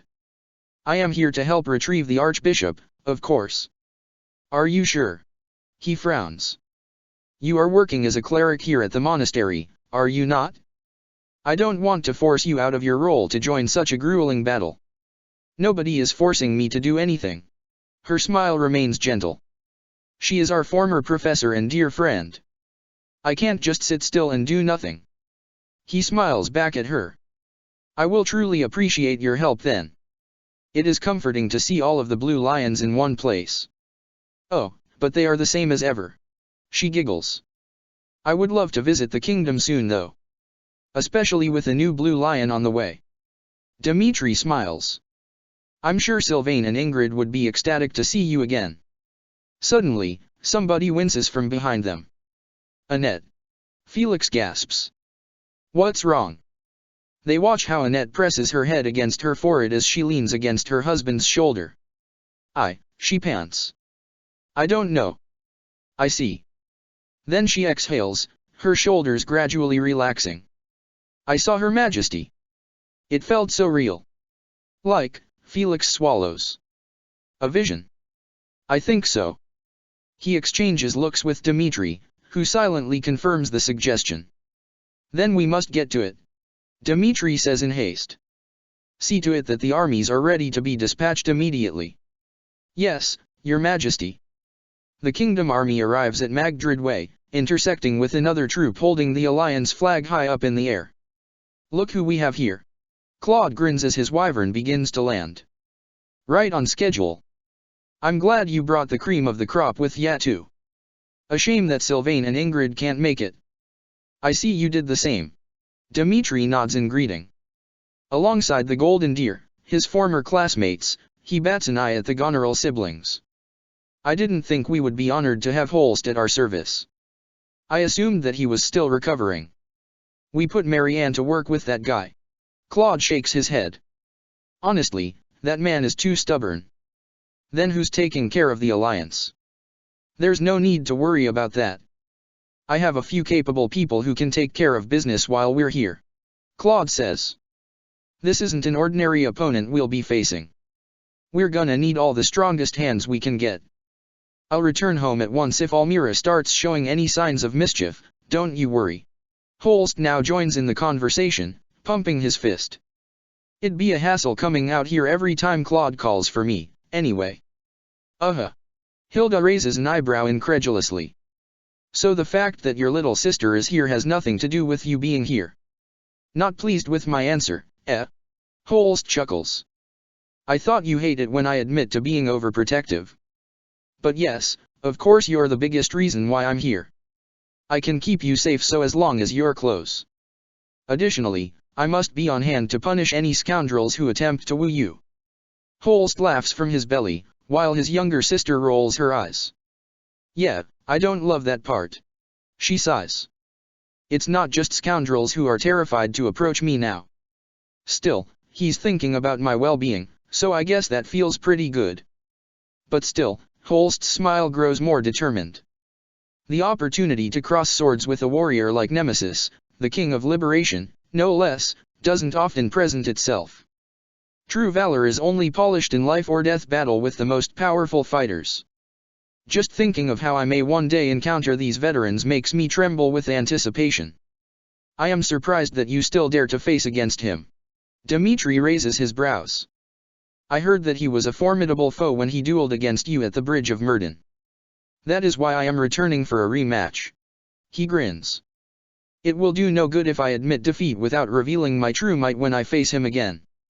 Trust me, I tried to convince him. Hilda grimaces. So that's the real, biggest reason. I probably should have guessed. No. Don't get me wrong, Hilda, it goes without saying that the most important thing in my entire life is the well-being of my beloved sister. Holst reassures. Yeah. Hilda waves his remarks away. Whatever you say. I need to get into formation now. Wait. The man follows after her rather dramatically. I beg of you, wait. My dear Hilda, come back. Dimitri can only stare at the siblings amusedly. A lively bunch, that one, eh? Claude smirks. Still, you can rely on them. I have no doubt about that. Dimitri replies. Claude looks out at the empty horizon of Magdrid. Until now, those who slither in the dark are nowhere to be found. Did you get any info on the army we'll be dealing with from Lady Rhea? Yes. It turns out that this is more than just those who slither in the dark simply reviving their kin. It is a matter of breaching space and time. What do you mean? Apparently, Shamhala is a rite of rebirth for their leader, Lord Epimenides. And that strange capsule Nemesis went out of, that was a portal from another universe. You're kidding me? Claude shakes his head in disbelief. So you're saying that Nemesis didn't resurrect from the dead, but he traveled through time? Honestly, I don't know what's harder to believe. Dimitri chuckles wearily at that. Believe me when I say I had a difficult time accepting it as well. But he pulls out the orb Rhea created from his pocket. Claude tilts his head, inspecting the orb on the man's palm. What is that? Lady Rhea created a spell for me to travel between worlds. We must break it open upon defeating Nemesis in order for it to work. Claude strokes his chin. I see. And this will bring Teach back. Dimitri gulps, putting it back in his pocket. It has to. Got it. Then we'll create an opening for you to get through. As the kingdom and alliance's combined forces continue to journey through Magdrid Way, the humidity worsens and the air fills with an odorous stench. Lorenz cringes in disgust. Ugh. What is this horrid smell? Ignatz narrows his gaze. It looks like it's coming from that swamp over there. As Ignatz points at the direction, all eyes turn at the banner that stands with the crest of flames at its front and center. Nemesis' red eyes pierces at them, with mages and soldiers behind him in a stream of black robes and armor. Claude observes the group, arming himself with his bow and arrow. Nemesis is here, and with more soldiers than expected. A swamp, huh? Hilda props her axe up by her shoulder. But there's something about it. It looks odd somehow. As if on cue, one of the Agarthan soldiers stepped through the swamp. Suddenly, he squirms and gasps frantically as he grips onto his neck. Can't, breathe, the soldier gasps. In just a few seconds, he collapses to the ground. He should not have done that. Another soldier chides at the sight. Be careful. The water is poisonous to the living. Claude grunts. It looks like we'd better not get near that swamp. Try to avoid it during the fight. Dmitri clicks the end of his lance onto the ground, chanting out a war cry. All long-distance and flying units. Attack. The army shouts in response. The wyverns and pegasi take flight over the swamp's waters, charging towards frontline enemy soldiers, whilst the mages blast their spells from the line of defense. All frontline units. Avoid the waters and take down any approaching enemies. Dmitri orders. Do not engage with Nemesis. Yup, he's ours. Claude gloats, firing a rain of arrows from above.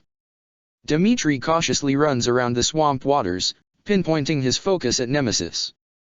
He engages with any soldier that approaches him and takes them down with just one slash of his lance, for his brute strength is enough to defeat them. He finally stands face to face with Nemesis, glaring furiously at him. It is time we take you down, Nemesis.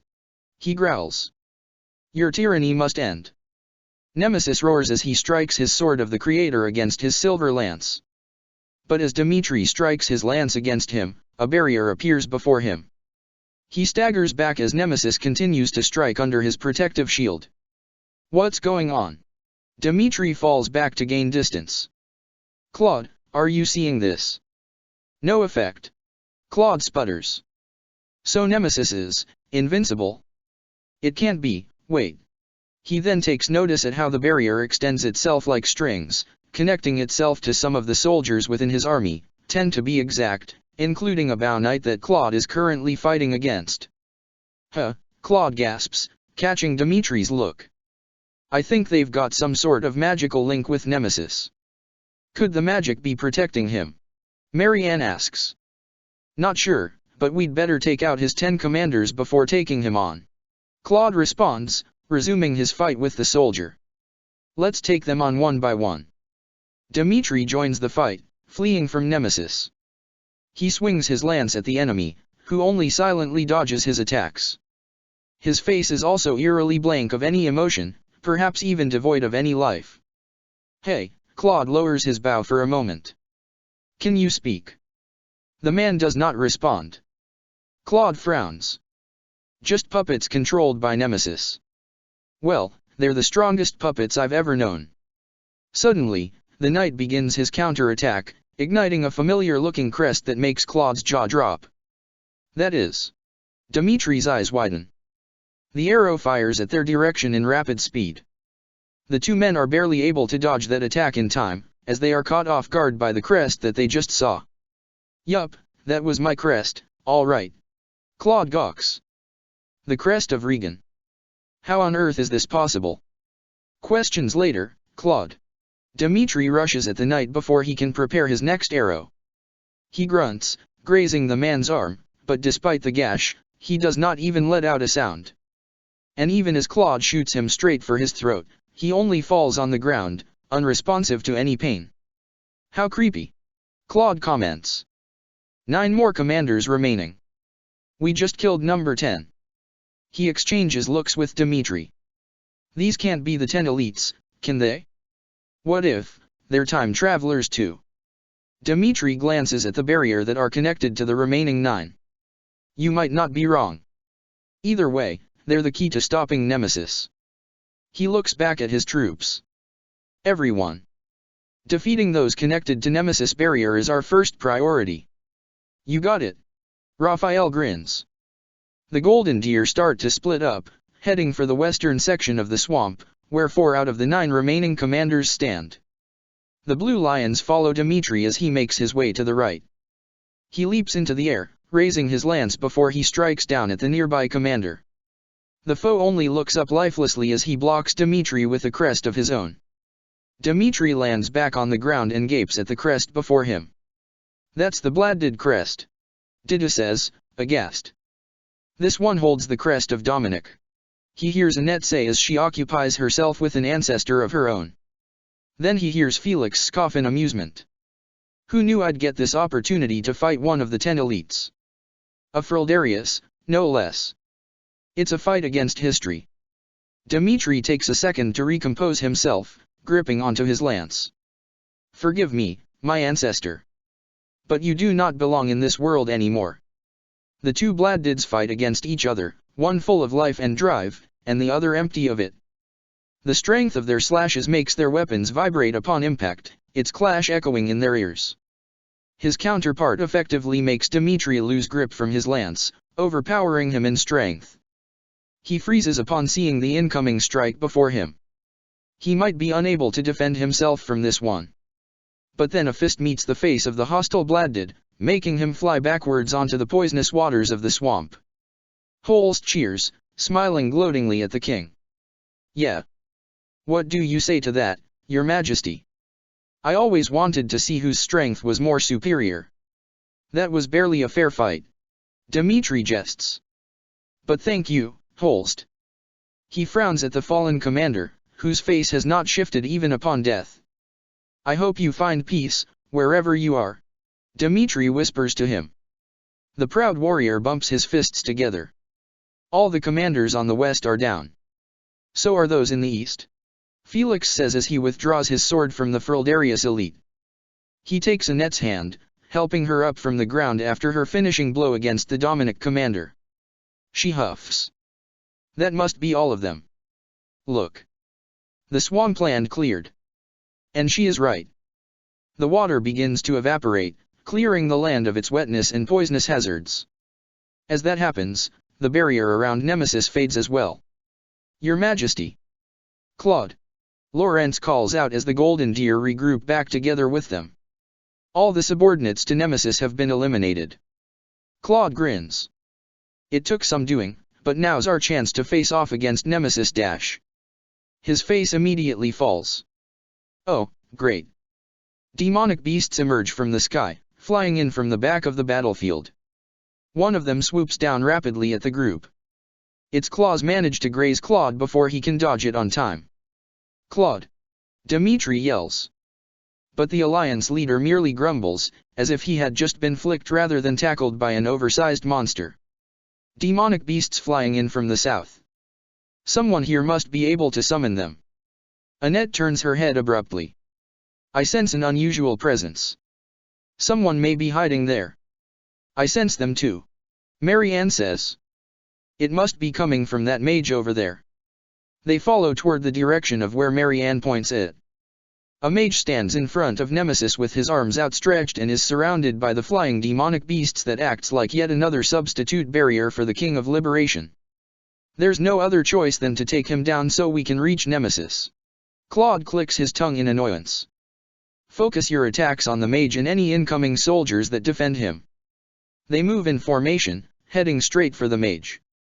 They split ranks when Agarthan soldiers head their way, forcing close combat. Dimitri handles one of the demonic beasts, luring them away from the mage to create an opening for Claude to set his attacks.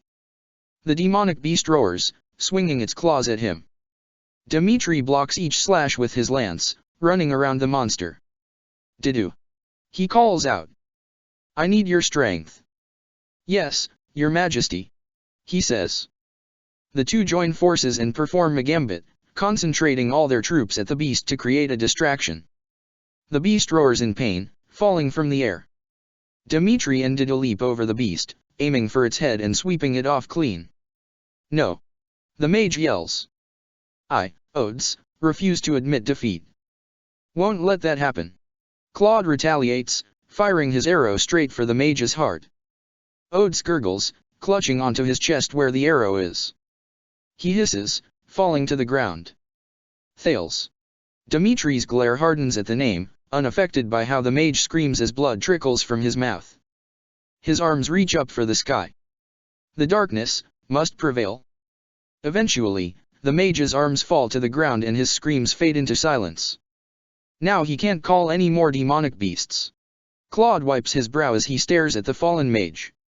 And the remaining forces of Shamhala have been defeated too. They now gaze at Nemesis, who growls at the leaders. But then his piercing eyes land on Dimitri, swirling with a stronger fury than before. You, Nemesis snarls. You have her soul? You must listen to what I have to say and remember it carefully, Rhea said. Dimitri does not take his eyes off of him, removing the orb from his pocket. You have to break the spell when you strike down Nemesis. Once you do that, a portal will open and my power will be bound to you. So you sense it? Dimitri tells him, showing off the orb. Then you know what must be done. This only further infuriates Nemesis. Siros. I will kill you. Do not get in my way. Claude sighs, unamused at the sight. You're a crusty old bastard, you know that. All those who stand in my way, will be destroyed. Nemesis bellows. The sword of the creator extends to a whip to strike the two leaders at once. They jump away just in time. Watch out, Claude. Raphael yells, catching their attention. They're coming for us. Before Nemesis can withdraw the sword and whip it again, the two take sight of some approaching Agartha and reinforcements. We need to create an opening to defeat Nemesis once and for all, and break the spell. Dimitri tells Claude. Think you can aim for it? Claude winks. Not a problem. I'll surround him from behind. Keep him occupied. Dimitri cautiously observes Nemesis' next move. Feeble creature. Prepare to die. Nemesis extends the sword once again.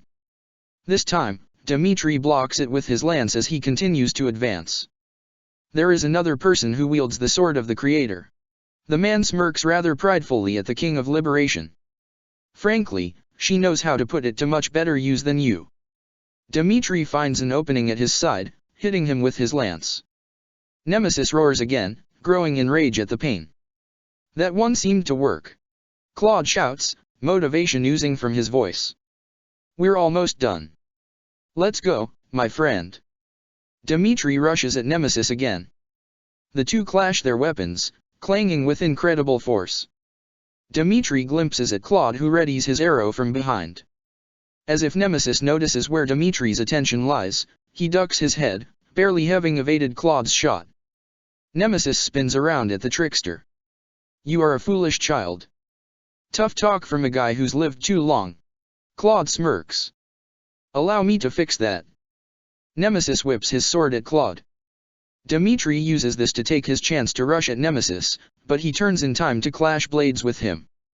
Claude shoots another arrow again, but it misses Nemesis by a hair's length. You are all pathetic weaklings. Nemesis yells. You lack the courage to challenge me in lone combat.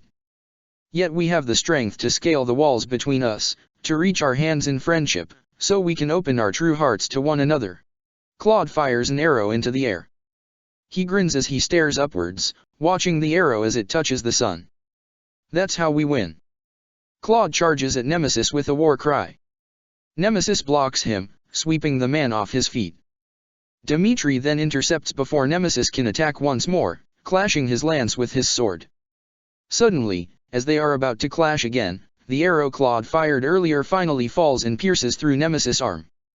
Nemesis grunts in shock, clenching onto his injured arm. This is his chance. Dimitri slashes through Nemesis' chest with his lance and throws the orb up in the air. Nemesis must be left defenseless and ready for death. Claude! Dimitri yells. Now! From behind, Claude pulls on the string of his bow as far back as possible. You must then break the orb open with a strong force. Claude grins, giving one final nod of encouragement. It's up to you now, Dimitri. He lets go, and the arrow hits the orb with precision, piercing through it with its sharp tip. The orb explodes in green smoke. It transforms into a rope, tying around Nemesis and lifting him off the ground. Once Nemesis is bound by the spell, destroy him once and for all. Dimitri yells out in response, raising his lance as he thrusts through the king's body. Nemesis chokes, eyes growing wide before he turns fully limp, dangling lifelessly in the air as the rope tightens around him. Suddenly, the ground rumbles and a veil of light opens before him. Without thinking twice, Dimitri rushes head first into the portal. His body starts to feel as light as a feather and his world starts to fade into nothingness. You will arrive in the astral plane. It is as cold as a winter at Faerghus, as dark as a night without the moon and the stars. Dimitri wakes up from a shiver that crawls down his spine. He is greeted with pure darkness with no light to any of his surroundings. With my soul, I will guide a path for you to the other world. He startles at the soft glow that appears below his feet. Gradually, a path paves before him in wisps of green embers, lighting up the once pitch-black surroundings. He takes a breath before he begins his march, following the flames before him. However, you are a human, which imposes some dangerous risks. A cackle echoes within the darkness. And how far are you willing to go? A voice whispers. Will you cut down your own friends to reach me? Suddenly, a vortex appears before him, warping his surroundings. Dmitri falls to his knees from the dizziness of it all. Aren't you set for your comrades, murderers? The voice continues. Ah, there it is. There is your rage. He blinks, adjusting to his new environment. He is able to see his footing now on the rocky ground and is relieved to see that the embers have not faded. But then Dmitri notices how his sight has broadened. His depth perception has improved drastically from what he's used to. It's as if he's viewing the world with two eyes rather than one. You will risk merging with yourselves from alternate worlds. Your body will feel different. He stares at his hands, which glow a vivid purple. He opens and closes his fists, but somehow, he feels nothing at all, not even as his nails scratch against the skin of his palms. Whatever you do, do not lose focus of the path. So he continues to walk, but he stops in his tracks. Claude. He gasps in shock when he sees his friend before him. What are you doing here? Don't tell me you got caught in the spell too. But then Claude gives him a deepened frown. Oh, Claude mumbles, scanning around. I can spot one fake, but how do I tell which Edelgard and Dmitri are on my side? Dmitri only blinks.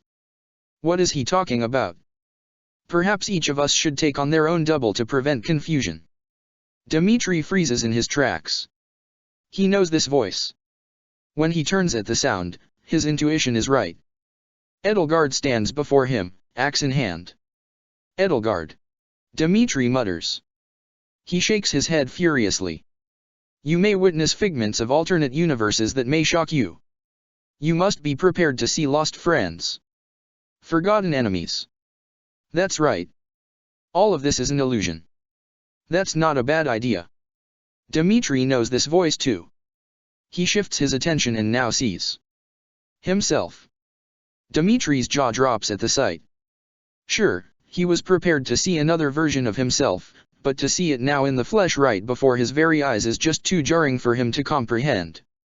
A sharp pain shoots through his head, making him wince in pain. This darkness is a mirror for the soul, and once a soul is imprisoned here, it is eternally severed from the real world. The voice booms once again. Dmitri then catches sight of a man in white, cloaked in blazing flames. He has the skin and crimson gaze of an Agarthan. This must be Epimenides. Remember. Do not engage with Epimenides. He will overpower you in the astral plane. The voices in his head grow louder. They are not the familiar ones that haunt him. Not the voices of his father or Glenn or Rodrigue. These voices sound oddly like himself, fighting for control in his mind and in his body. It is not just your body that will be affected, but your thoughts as well. The collision of these infinite universes will take a toll on you.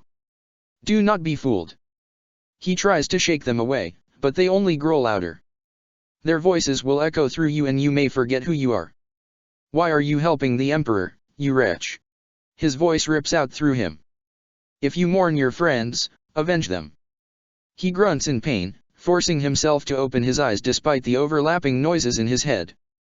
His eyes then meet those of his other self, who has his lance ready in hand, prepared to strike. It's a blessing I get to face you, his other self says impassively. There is truly no one I more desire to end. All Dmitri can do is block the strikes coming his way as he struggles to quiet down the voices in his mind nor the hidden force that seeks to control his body.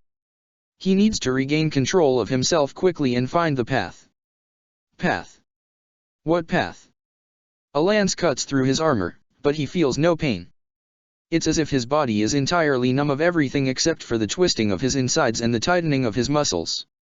He gasps, struggling for air as he swings his lance aimlessly. Where is he? Why is here? What is he doing? When those version of yourselves threaten to remove you of yourself, you must remember who you are. Who is he? He cannot remember. His mind is blank of any thought, his heart of any feeling. Remember who you are. His senses starts to vanish. He's about to lose himself completely to the point of no return. Dmitri. Time stands still. Ever so vaguely, a hand outstretches towards him under the rain. He is graced with a smile that melts all of his demons away. Live for what you believe in. The voice tells Dmitri. Beloved. Everything clicks once more, and the wave of memories flood through Dmitri's head, taking over the loud voices. He lets out a thunderous cry, breaking free of the control that tries to dominate his body. Impossible! Epimenides shouts. The path of green embers lights up once more. Do not lose focus of the path. He deflects an incoming attack from his other self on time. He does not continue with the fight, running past him as he chases towards the light. He yells, adrenaline rushing through him as he forces his feet to run faster and faster, unperturbed by how its brightness blinds him. He keeps charging through until he fades and dissolves into the light. Hello. A voice calls. Dmitri groans, blinking his eye open to clear up his sight. He is greeted by the face of a stranger hovering over him curiously. Where am I? He asks hoarsely. Remire village. She responds. Are you alright? Do you need a healer or something? You did just fall through a roof. Dmitri sits up, rubbing his head. He looks up at the ceiling, revealing a wide hole where the sunlight now seeps through. As he processes his thoughts, all of his grogginess washes away completely, being replaced with a sense of awe. It actually worked. Dmitri mutters. He made it. The relief that courses through him is too overwhelming that he sprawls back on the ground. Hey. Oh, geez, we need to get you to a healer, that's for sure. No, the smile he wears is now one of the widest ones he's ever worn. I'm more than alright. For he soon can bring his beloved home. Chapter 25. Shay lands the final blow on the man who calls himself Epimenides. His sword vanishes from his hand and the pillars around them crumble. The ground beneath their feet start to dissipate along with their surroundings. Everything fades into a blinding light. Before they can comprehend anything, Dmitri finds himself in a grassy terrain where the air is fresher, and the sun reveals itself. Gravity seems to be back in one place, unlike the disorienting footing Dmitri felt in that strange place. Looks like we made it out in one piece. Shay says, looking around. Are you sure about that? Claude frowns. I still have no idea what's going on. Yes, Dmitri nods fervently. It all felt like a strange fever dream. Whatever was that place. More importantly, he doesn't think he will ever forget how he engaged in arms with another version of himself. The hollowness and lack of remorse he felt when he was about to strike him down before he faded into thin air. It was an experience that almost felt euphoric to him. For he has never came across an opportunity to face the monster that is himself. But then he notices that one person in their group is missing. It seems we've lost sight of Edelgard as well. Maybe she got back before we did and hightailed it out of here. Claude suggests. I doubt she got far, though.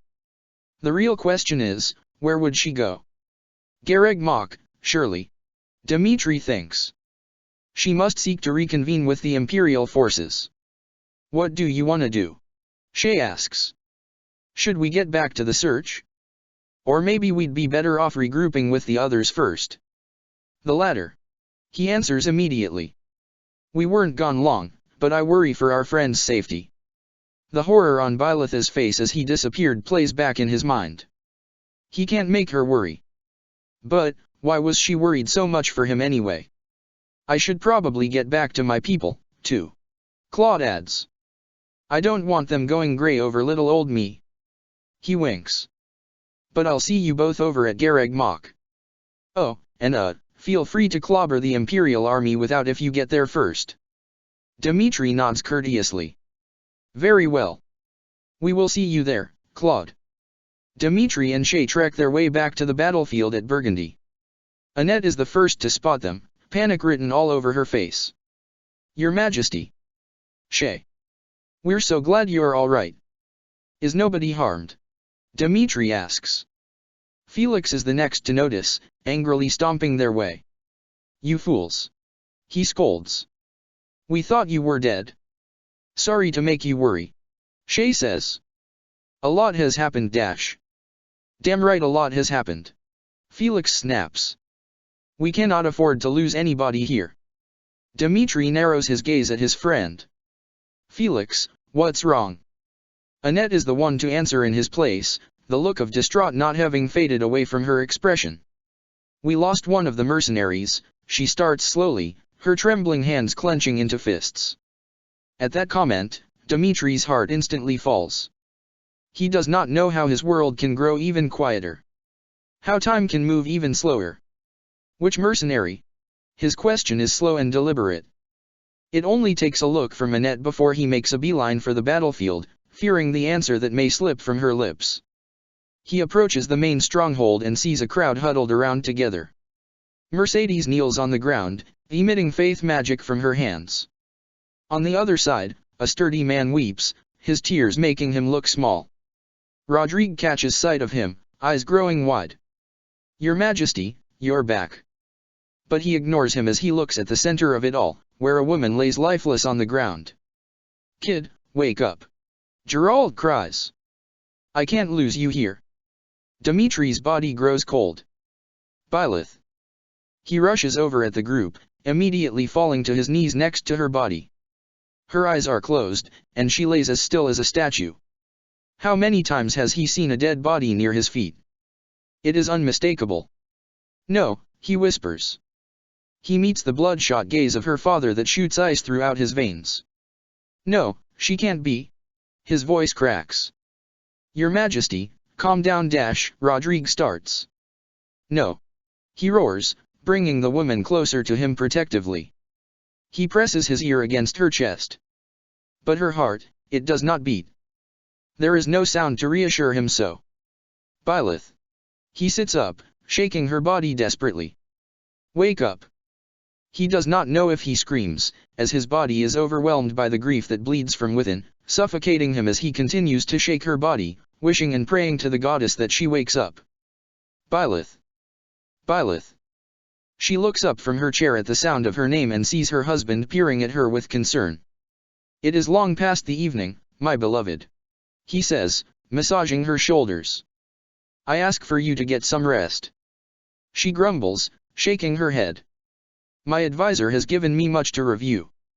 Etiquette, ceremonies, let alone, the history of your bloodline is challenging in itself. He chuckles, kissing her at the top of her head. This will simply take time. I do not expect you to know everything in a day. Even a year is not generous enough. You are too kind. She hums, pecking him on the lips. I promise I will sleep.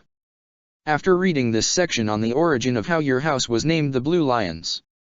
This one is particularly interesting to me. I always thought it was because you all had golden, flowy locks. He barks out a laugh, wrapping his arms around her. There is some truth to that. Then let me accompany you. Sorry, I'm late. Byleth rushes into the palace's meeting room, hair disheveled and robe in disarray. Everyone in the room gapes at her demeanor. Good afternoon. Your Majesty. Viscount Brenneus says, observing her in bewilderment. Her advisor chuckles, letting out a forced smile. I apologize on her behalf. He walks over to her, grabbing her by the arm. He whispers next to her ear. What is the meaning of this? She blinks at him. Some of the kids around the town are not fed well. I usually provide for them in the morning. His eyes grow wide, flabbergasted. His whisper turns harsh. You do know this meeting has been planned weeks prior. The council has gone through a long journey just to be here. I ask that you show a little more respect. I see. She nods. I apologize. I have to see to it that you do not go running off whenever you please. He sighs. You are not some common folk anymore. I suggest you act like it. This memory, it is from so long ago. Seath gives her a stern stare upon greeting. You are 2 days late. Byleth refrains herself from sighing. It seems like punctuality is not her strong suit. I apologize. She tells her. The kingdom keeps me rather occupied. I'm afraid we can't afford to rest despite your arrival. Seath frowns. Come. The leaders of the Western Church are still at the monastery. The air stills upon entering the cathedral, where Lady Rhea already converses with one of the leaders. The priest shakes her hand and is about to leave until he sees Byleth. He remains serious as he bows in her presence, which she returns. It is a pleasure that we finally meet you, Your Grace. He says. It is a shame that we are about to depart. Byleth looks over at Lady Rhea, who has a frown glued to her face. I hope that we will be able to speak with you and hear of your insights. Perhaps it may move the needle if you start making the decisions around here. The priest leaves the cathedral with a cold shoulder, leaving Byleth alone with her predecessor. Byleth gulps, guilt swirling within. I apologize. It is no matter. Though I had to filibuster the peace treaties. Their demands are cunning ones. Lady Rhea sighs softly. They try to take advantage of your novice experience by disguising their true motive to steal the relics under the declaration of peace. That is why I have come up with a solution. She gazes at Byleth resolutely. It is best if I help you in these matters for now until you gain more experience. I must teach you what I know. We should start with assisting the people from towns at the outskirts of the empire. She starts. The remnants of war are most prominent there, and the people are left without food and basic necessities. If we are able to take care of them, they may be inclined to find shelter at the kingdom. The viscounts glance at each other, letting out a brief snicker. Byleth stops speaking, staring at them curiously. The viscounts swallow their laughter. Go on, continue. Viscount Matthias smirks. In bringing them to kingdom territory, we can expand our land and facilitate our trade routes. She explains. This can also help us quicken the abolishment of the crest and relic system.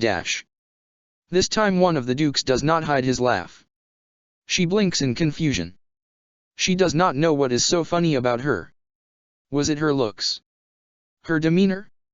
Perhaps it was her personality. Most people do find her strange. But then Duke Itha speaks. My apologies, Your Majesty. But don't you think this is too idealistic? A lot of imperial inhabitants have been indoctrinated with the Empire's superiority throughout the war. Integration is too optimistic. And shouldn't we focus on our own people first as we restore the kingdom? And what is this about abolishing the crest and relic system? Viscount Brennius joins in. I never heard of this. Perhaps you're confusing this with your agenda for the church. The group laughs, but Byleth only remains silent. While we appreciate the proposal, I suggest we regroup later this evening once His Majesty is available. They stand up, ready to file out of the room. I assure you, he holds the same view as I do. She responds. They stare at her incredulously, feigning disbelief. And as she had warned them, he indeed advocated for the same thing that evening. If we neglect the people of the empire for too long, inequality will further widen itself and divide our nations. Dimitri speaks. We will have to help them as soon as possible to prove that we are not hostile. I see your point. Viscount Enid says. But what of the people in the kingdom? Of course, we will aid them in repairing their towns. Improving their harvests. These do not have to collide against each other. The shift in the council's attitudes is starkly evident in comparison to that towards Byleth. Despite their strikingly similar reasonings, they seem to absorb Dimitri's words much more easily.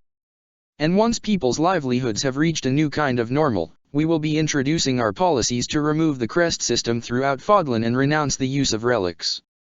This time, the council gasps. What? You can't be serious. Viscount Matthias sputters. So she wasn't lying after all? Duke Itha raises his brows in shock. And whose idea was this? Viscount Kleiman challenges. It was both of ours. Dimitri answers. Together with our close confidants, we realized how it aligned with the needs of the kingdom and the church alike. This is too much all at once. Viscount Gideon complains. You can't expect us to give away our relics without protest. What is the real motive here?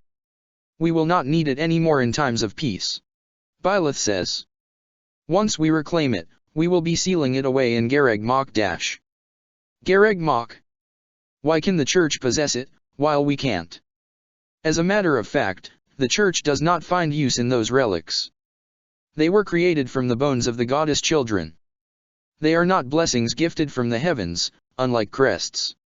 Yet you use the sword of the Creator, do you not? Count Duval retorts. That will be sealed away in time as well.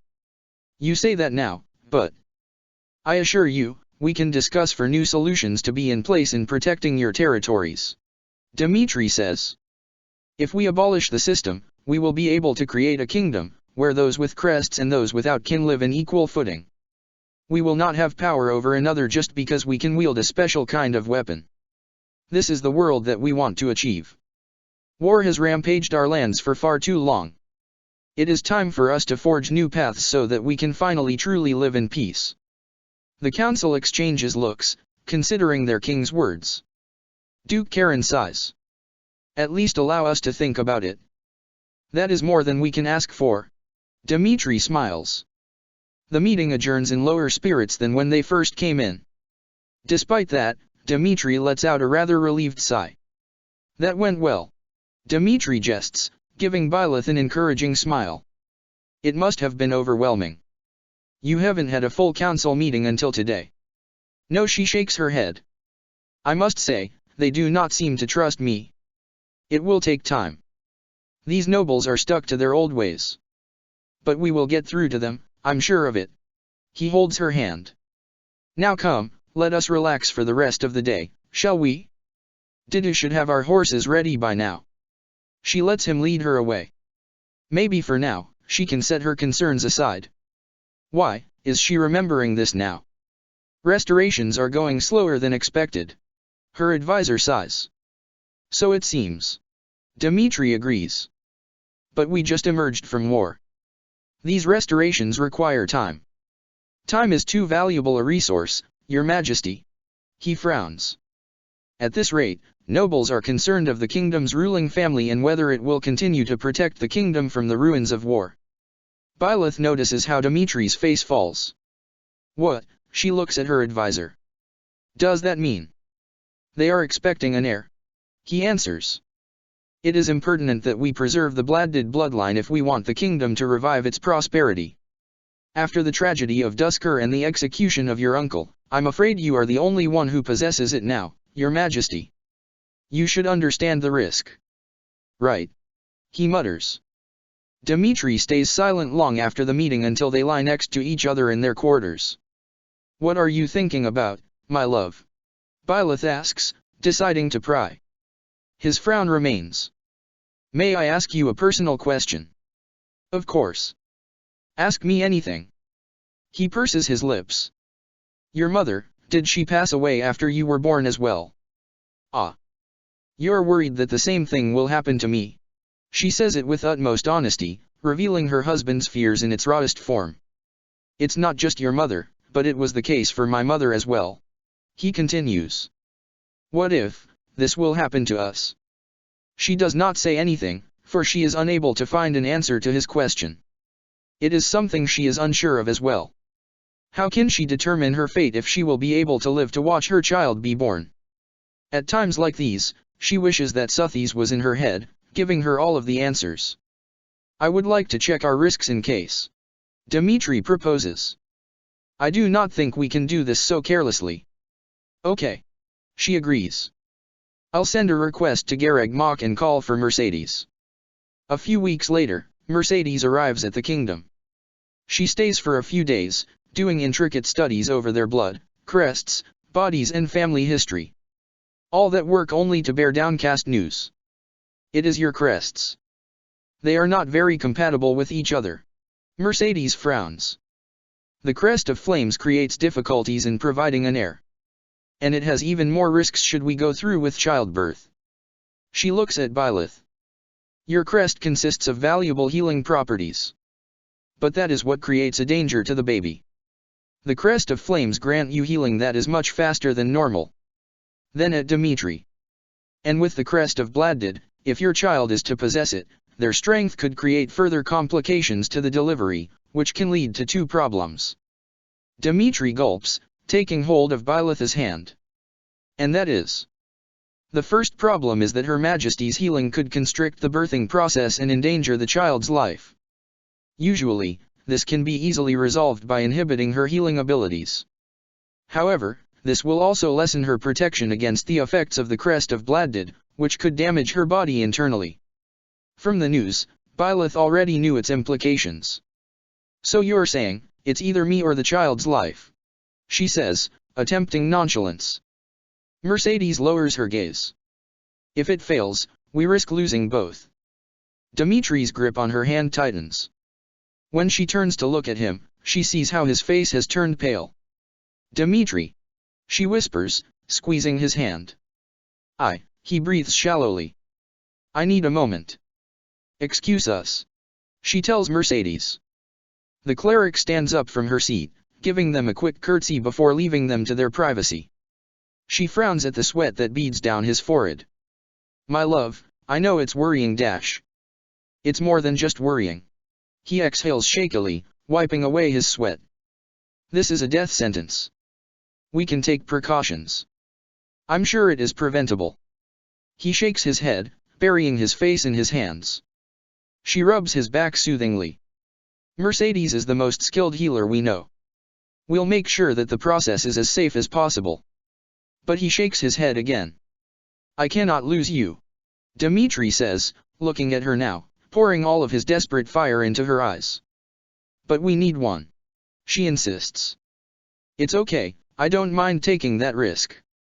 No, he begs, pressing his forehead against hers. He takes two of her hands in his, pressing them against his chest. Beloved, please, he whispers. I don't want you to. She feels the rapid pacing of his heart, thundering loudly against his chest. She frowns at his trembling hands. I'm sorry, she apologizes yet again. If only I didn't have this crest. He hisses in pain now, bringing her tightly into his embrace.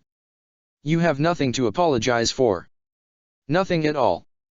He brings her hands to his lips now, kissing her fingers tenderly. We will find a way and get through this. Dmitri promises. Together. His promise to her only makes the nobles chatter all the louder. That was when Bylith witnessed the storm a rumor can bring for the first time. She would hear whispers wherever she went. The king and queen still haven't brought news of an heir. A noble says. You'd think that they would announce it by now. Everyone's waiting. What if the queen cannot bear child? The poor woman, another wonders. Even so, the king can just take a mistress. What? It's not that outlandish, is it? The late kings did so all the time. I doubt that women can satisfy him either. Another cackles. Seriously, this marriage was doomed from the beginning. I heard the advisor suggesting something like that too. He even arranged for some duchesses to come and visit Faergus, you know. Bylith's skin prickles at the conversation and she leaves it as soon as possible. She sits in the palace garden, taking deep breaths to recompose herself. The words of the nobles are vivid in her mind, and she tries hard to think rationally. Dmitri. A mistress. She supposes, it's for the best, isn't it? She had promised him that she will always help him put the kingdom first. What more trying time to fulfill that promise than now? As much as it pains her, she needs to put her selfishness aside. As his wife. And as the queen. So, she searches for him, eventually finding him drowned in his own fair share of work within the confines of his office. She knocks on his door, and he breaks away from the papers he was staring at, greeting her with a warm smile. Beloved, he calls fondly, standing up from his seat and engulfing her in a hug as he usually does. Just the break I needed. She hums, but stops herself, trying to remain with her resolve. I need to talk to you about something. He looks at her in worry. An expression that he seems to always wear around her. Is everything all right? I heard, some duchesses are coming to the kingdom. Duchesses? He raises an eyebrow. I haven't heard of it. Has a meeting been arranged? She gulps. I think they're here to see you. Me. As a mistress. What? He chokes, stumbling back in shock of her bluntness. What are you talking about? It's what I heard. She says quickly, fiddling with her hands. Since it's too dangerous for us to have one, a mistress could help. Right. She almost regrets bringing it up as she sees the visible hurt on his face. But it eventually shapes into a hidden anger brewing from within. Do you know who arranged this meeting? I just heard. I'm not sure if it's true. Who? He seethes. It's my advisor, Florian Dash. His pupils dilate as he storms out of his office. Dmitri. She follows behind him urgently. Didu and Ash catch sight of the fuming king, approaching his way. Your Majesty, is something the matter? Didu asks. Where is Florian? Dmitri hisses. I think I just saw him by the Knight's Hall. Ash answers. He does not waste any time, changing directions to the hall. Dmitri, calm down, Byleth says when she sees that he shows no sign of stopping whatever he is about to do. When they enter the hall, the advisor stands idly by, speaking with one of the knights. Dmitri's face further contorts with rage as he approaches the man. The advisor now sees him heading his way, dismissing the knight he was speaking with previously. Your Majesty, how may I help you? He greets. Tell me, Dmitri speaks slowly. You dare go against me and my wife's back, finding mistresses without our consultation. The advisor tenses up. Your Majesty dash. Answer me. His voice booms, drawing the attention of everyone at the hall. The advisor gulps. The nobles are growing more demanding, Your Majesty. I am simply doing what is required of me. It is not your job to interfere in personal matters such as this. Let alone, dehumanize and treat my wife, who you serve, as if she is someone to be disposed. Is this how you treat your queen? The advisor scoffs now, as if it is Dmitri who was the one who committed something offensive. Do you not understand the ramifications in choosing her as your queen? She cannot bear an heir. What use will this woman have if she cannot do the only thing that is expected of her dash? Dmitri punches the advisor square on the face. Your Majesty. Did you and Ash have to restrain the king from further harming the advisor who now groans in pain on the floor? Insult her one more time and a punch to the face will not be the only thing you will fear from me. He threatens, his stare hard and cold. I am not blind to the maltreatment you have given my wife ever since she stepped in this role. I am stripping you off your title as an esteemed advisor of the kingdom. What? The advisor stammers. You can't just fire me. I have served the kingdom for decades dash. I have nothing else to say to you. He spits, now looking at Didu and Ash. See to it that he is escorted out of the palace. The two men grab the furious advisor away from the hall. He continues to yell obscenities, but Dmitri ignores him, leaving through the other exit. Byleth walks with him in silence, but her eyes look down at his hand that now swells with a bruise. He stops when she takes his hand, radiating a faith spell over his injury. Beloved, he swallows thickly, hanging his head low. I'm sorry for causing such a scene. That was unbecoming of me. Byleth gazes at him in concern. No, it's not your fault. Besides. She takes a deep breath, forcing out the words from her mouth like she's spitting out poison. It might not be a bad idea to make use of a mistress. Dmitri's face pales. What are you saying? She grimaces. They demand for an heir, Dmitri. They demand it now. We have no other choice. No, Byleth, that is out of the question. His eyebrows arch in anguish, but her frown only deepens. I'd rather be childless than bed another woman. Let alone have another mother for our child. I won't allow it. It's what the kingdom needs. She argues. I'm starting to think we both have very different views on what the kingdom needs. He frowns, squeezing her hand. Beloved, the best for the kingdom will never be at your expense. And if this means we will be unable to have a child, then so be it. Her eyes widen. What? But you must dash. Not at your expense. He repeats. Never at your expense. But she wonders whether her expense is a dire price to pay. She has tried so hard to forget this memory. So hard. This is why I told you your marriage would be a dangerous one. Lady Rhea chides when Byleth confided to her of her fears. If you can just remove the crest stone inside of me dash. Lady Rhea gasps in offense. To think you could even suggest such a notion. That crest is a blessing, linked to the power of the progenitor god. And you ask to dispose of this power that protects the church. Dimitri needs an heir dash. Are you the archbishop first or the queen? Lady Rhea asks. Byleth grits her teeth. This again. She clenches her fists. This isn't about that. Wouldn't an heir benefit the church as well? I can't reign as archbishop forever. Lady Rhea falls silent, turning on her heel. You do not know about that. Byleth absorbs her words under the thick silence. Lady Rhea, she starts carefully. What are you not telling me? But she does not look away from the mosaic window. The progenitor god must be protected. If you seek to diverge from that path, then you must know that I have not forgotten the oath you have declared in front of me. Byleth stands still, recalling the blood oath she has promised before the church and kingdom alike. So she relents, bowing despite Lady Rhea's turned back, before she departs with none of her problems resolved. Rumor has it that the queen is immortal. A noble whispers. Does this mean she will rule over the kingdom? That just explains everything. No wonder she does not want to provide an heir. She wants to outlive the Bladdid family and claim the power all for herself. That rumor was the most notorious one yet, causing outrage throughout the kingdom. The council roars in fury, clamoring amongst each other. Small skirmishes have taken place around Fhirdiad upon the dark revelations of the queen. Viscount Clyman growls. Rebellions have now been formed. What do you expect to say for yourself? Everybody, calm yourselves. Sylvain pleads. Those rumors aren't even true. Those rebellions are a product of the queen's lies.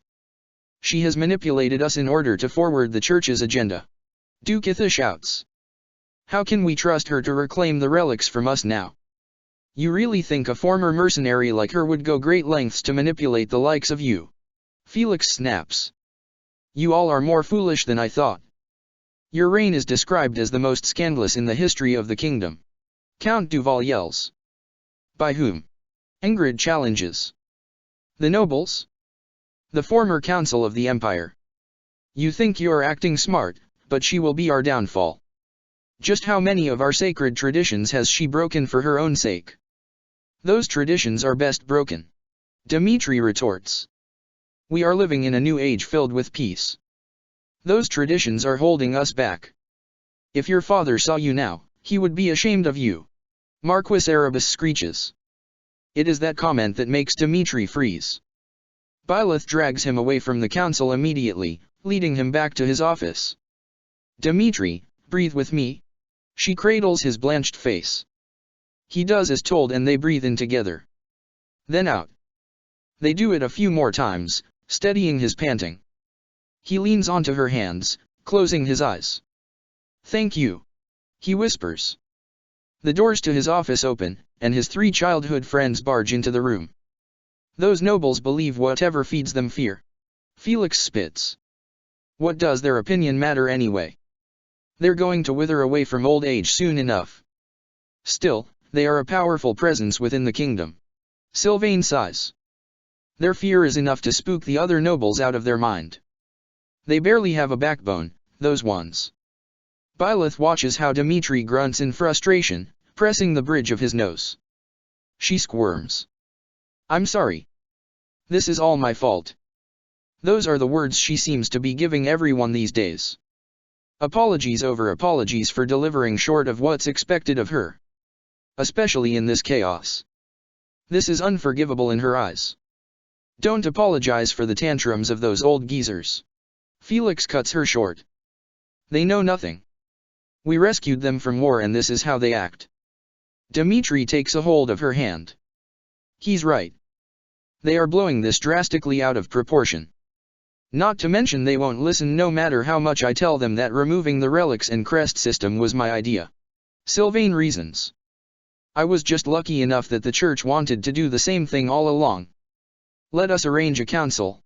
She suggests. If I can just speak to all the leaders, we can resolve this immediately. It may be difficult considering we are still restoring the trade routes within the nation. Ingrid says. And going to them one by one wouldn't be an efficient use of our time. We'll have to split up. I agree. Sylvain nods. I can handle the situation up north. Then I'll return to Galatea immediately and deal with the eastern houses from there. Guess that leaves me with the west. Felix crosses his arms. I will remain here and quell the central rebellions. Dmitri says. Byleth blinks at the four. For some reason, she feels as if she has just been left out their plan. She looks at Dmitri. I should come with you and help. But he only looks back apologetically. I know that you want to help ease the situation, beloved, but I fear what the rebellions will do if they catch sight of you. It will be best if you lay low for now. But perhaps you could focus your efforts towards the villages. Unlike the nobles, they have grown fond of you. Dmitri smiles. The rebellions might impact their homes, so we must ensure their safety. I will lend you the aid of some kingdom soldiers for you to dispatch per your orders while you remain here. He smiles at her reassuringly. You can count on us. We're here for you. Don't worry, Your Majesty. Sylvain encourages her as well with a wink. We'll handle this. But Byleth is only filled with helplessness as she sees the fair Gus 4 walking away with purpose, ready to set the nobles straight and resolving the situation on her behalf.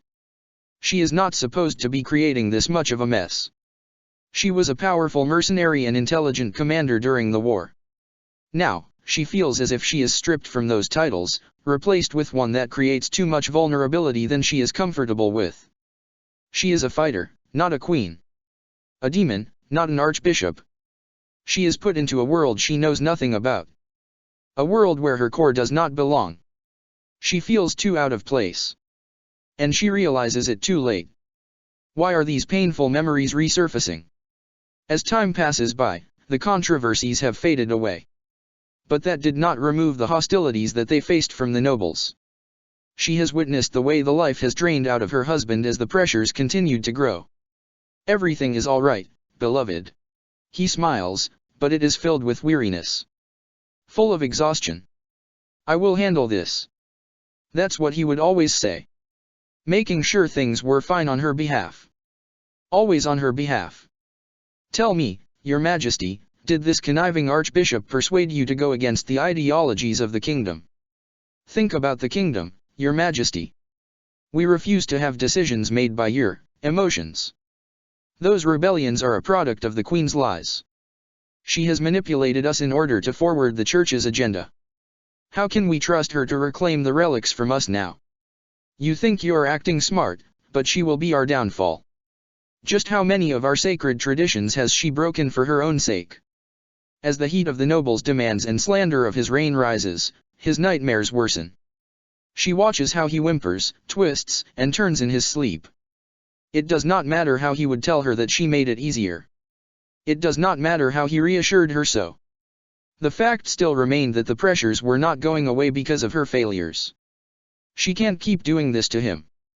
So she thinks, perhaps a break for the both of them will help them clear their mind. Perhaps it will ease him of the burdens that she put on him for too long. I will be away for a few moons, Byleth tells him one fateful day. A few moons. He blinks. Where to? Nowhere special. I will remain in Garreg Mach. Oh, he frowns. Did something happen? She pauses. I just have to attend to some things.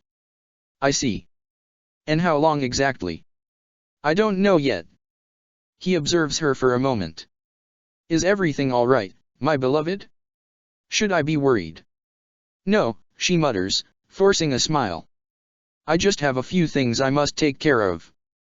He glances away, thinking deeply. You have never been away for that long. He holds her hand, caressing it gently. Are you sure everything is all right? He asks softly. Yes. She kisses him to hopefully ease his worries. He sighs, bringing her into his arms. I'll write to you. He says. Come home soon. She nods against his chest, looking up at him. Okay. I love you. His words sound insistent and tinted with worry, as if he needs her to remember it. It makes her chest tighten. But she says them back nonetheless. I love you too. So she left for Gareg Mach. The moons did not go by fast enough as she drowned herself in her work as archbishop. She could not afford to fail and let him down any longer. She has done that enough. She must redeem herself and accomplish what is expected of her. Desperate to fix her mistakes, she accepted the mission to take down those who slither in the dark. She thought that taking that mission will finally fix everything. But yet again, she has created a mess, breaking the barriers of time and space because of her recklessness. And she has disappeared from him yet again. Does your heart ache so? A voice echoes. The memories fade away. She is greeted by the dark. You have just lived through your deepest, buried memories. Ones that you wish desperately to forget and run away from. It breathes fear and cowardice into you. She turns abruptly behind her, facing directly towards a ghost hovering at her with a sinister smile. She points her sword at him. It's you. His cold smile remains. I am Epimenides. I am who you seek if you wish to slay us once and for all. So you're the true leader. Then Thales is a fool who attempts to take my place. He tilts his head and glares down at her condescendingly. But he proves a useful pawn to have brought you directly at the palm of my hands. She quickly charges towards him, striking her sword. But he vanishes in thin air. Your attacks will prove useless in this domain, he says, appearing behind her. And do not even think to ask for your dear goddess, for she cannot be here to aid you. She slashes again, but the same thing happens as her sword only meets a shimmer of purple. He scoffs, hovering further away from her. Wield your sword as many times as you want. It will not change the fate of this reality. What fate? She spits. Do you not seek answers? He smirks. I can give them to you. If you are willing to listen. I am running out of time, after all. My vessel has betrayed me. She lowers her sword, settling with a glare for now. It has been a long, long battle. He begins. My race wavers at the brink of extinction. And so it falls upon me to reclaim this world, that what was stolen from my people might be theirs once more. Which is why I was born again. He grins crookedly at the dark abyss, relishing in it. The cycle of the world. The rehousing of souls. How desperately I sought this secret art. But it demanded precision. One defect, one essence wrongly transplanted would lead to consequences more irreparable. I knew I must oversee the process myself in order to save my beloved people. Then he looks back at her sadistically, as if he views her as prey. Only by destroying the abomination inside you can we bring salvation to the world. Her glare steals, raising her sword once more.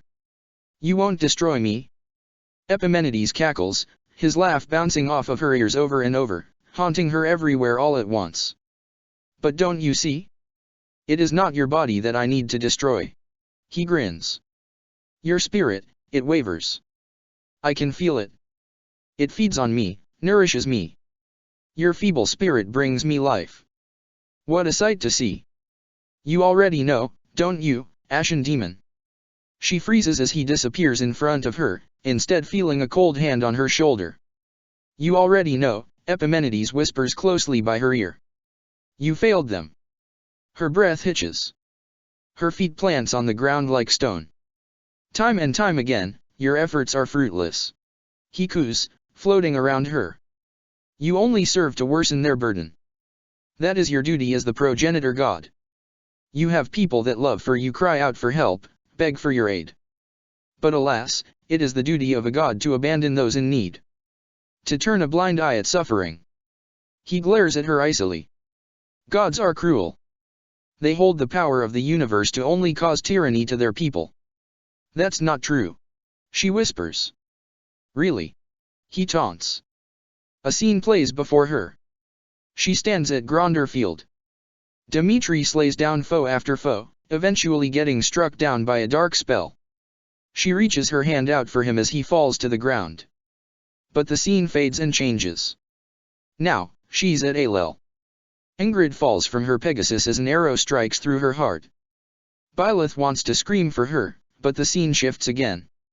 Ferdiad. Annette. Pierced through a sword. Fort Mercers. Sylvain shielding Felix from an incoming spell. Deirdre. Ash. Beheaded by an axe. Inber.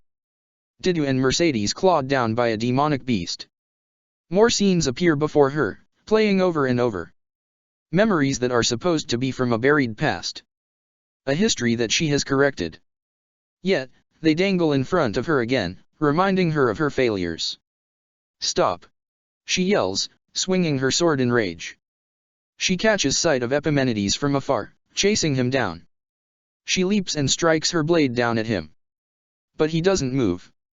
As her sword lands on his shoulder, Epimenides transforms in a blink of an eye.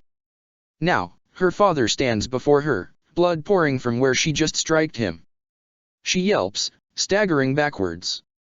But her father only remains stone-faced as he eyes the sword that deeply cuts his shoulder. He takes it out without even a wince. It's a shame, isn't it? Epimenides' voice speaks through her father's body. You watched your father grovel in his death, standing there and doing nothing. And when he finally survives, it is in a world where you are not necessary anymore. Your duty does not allow you to love. It will not allow you to keep those you hold dear close.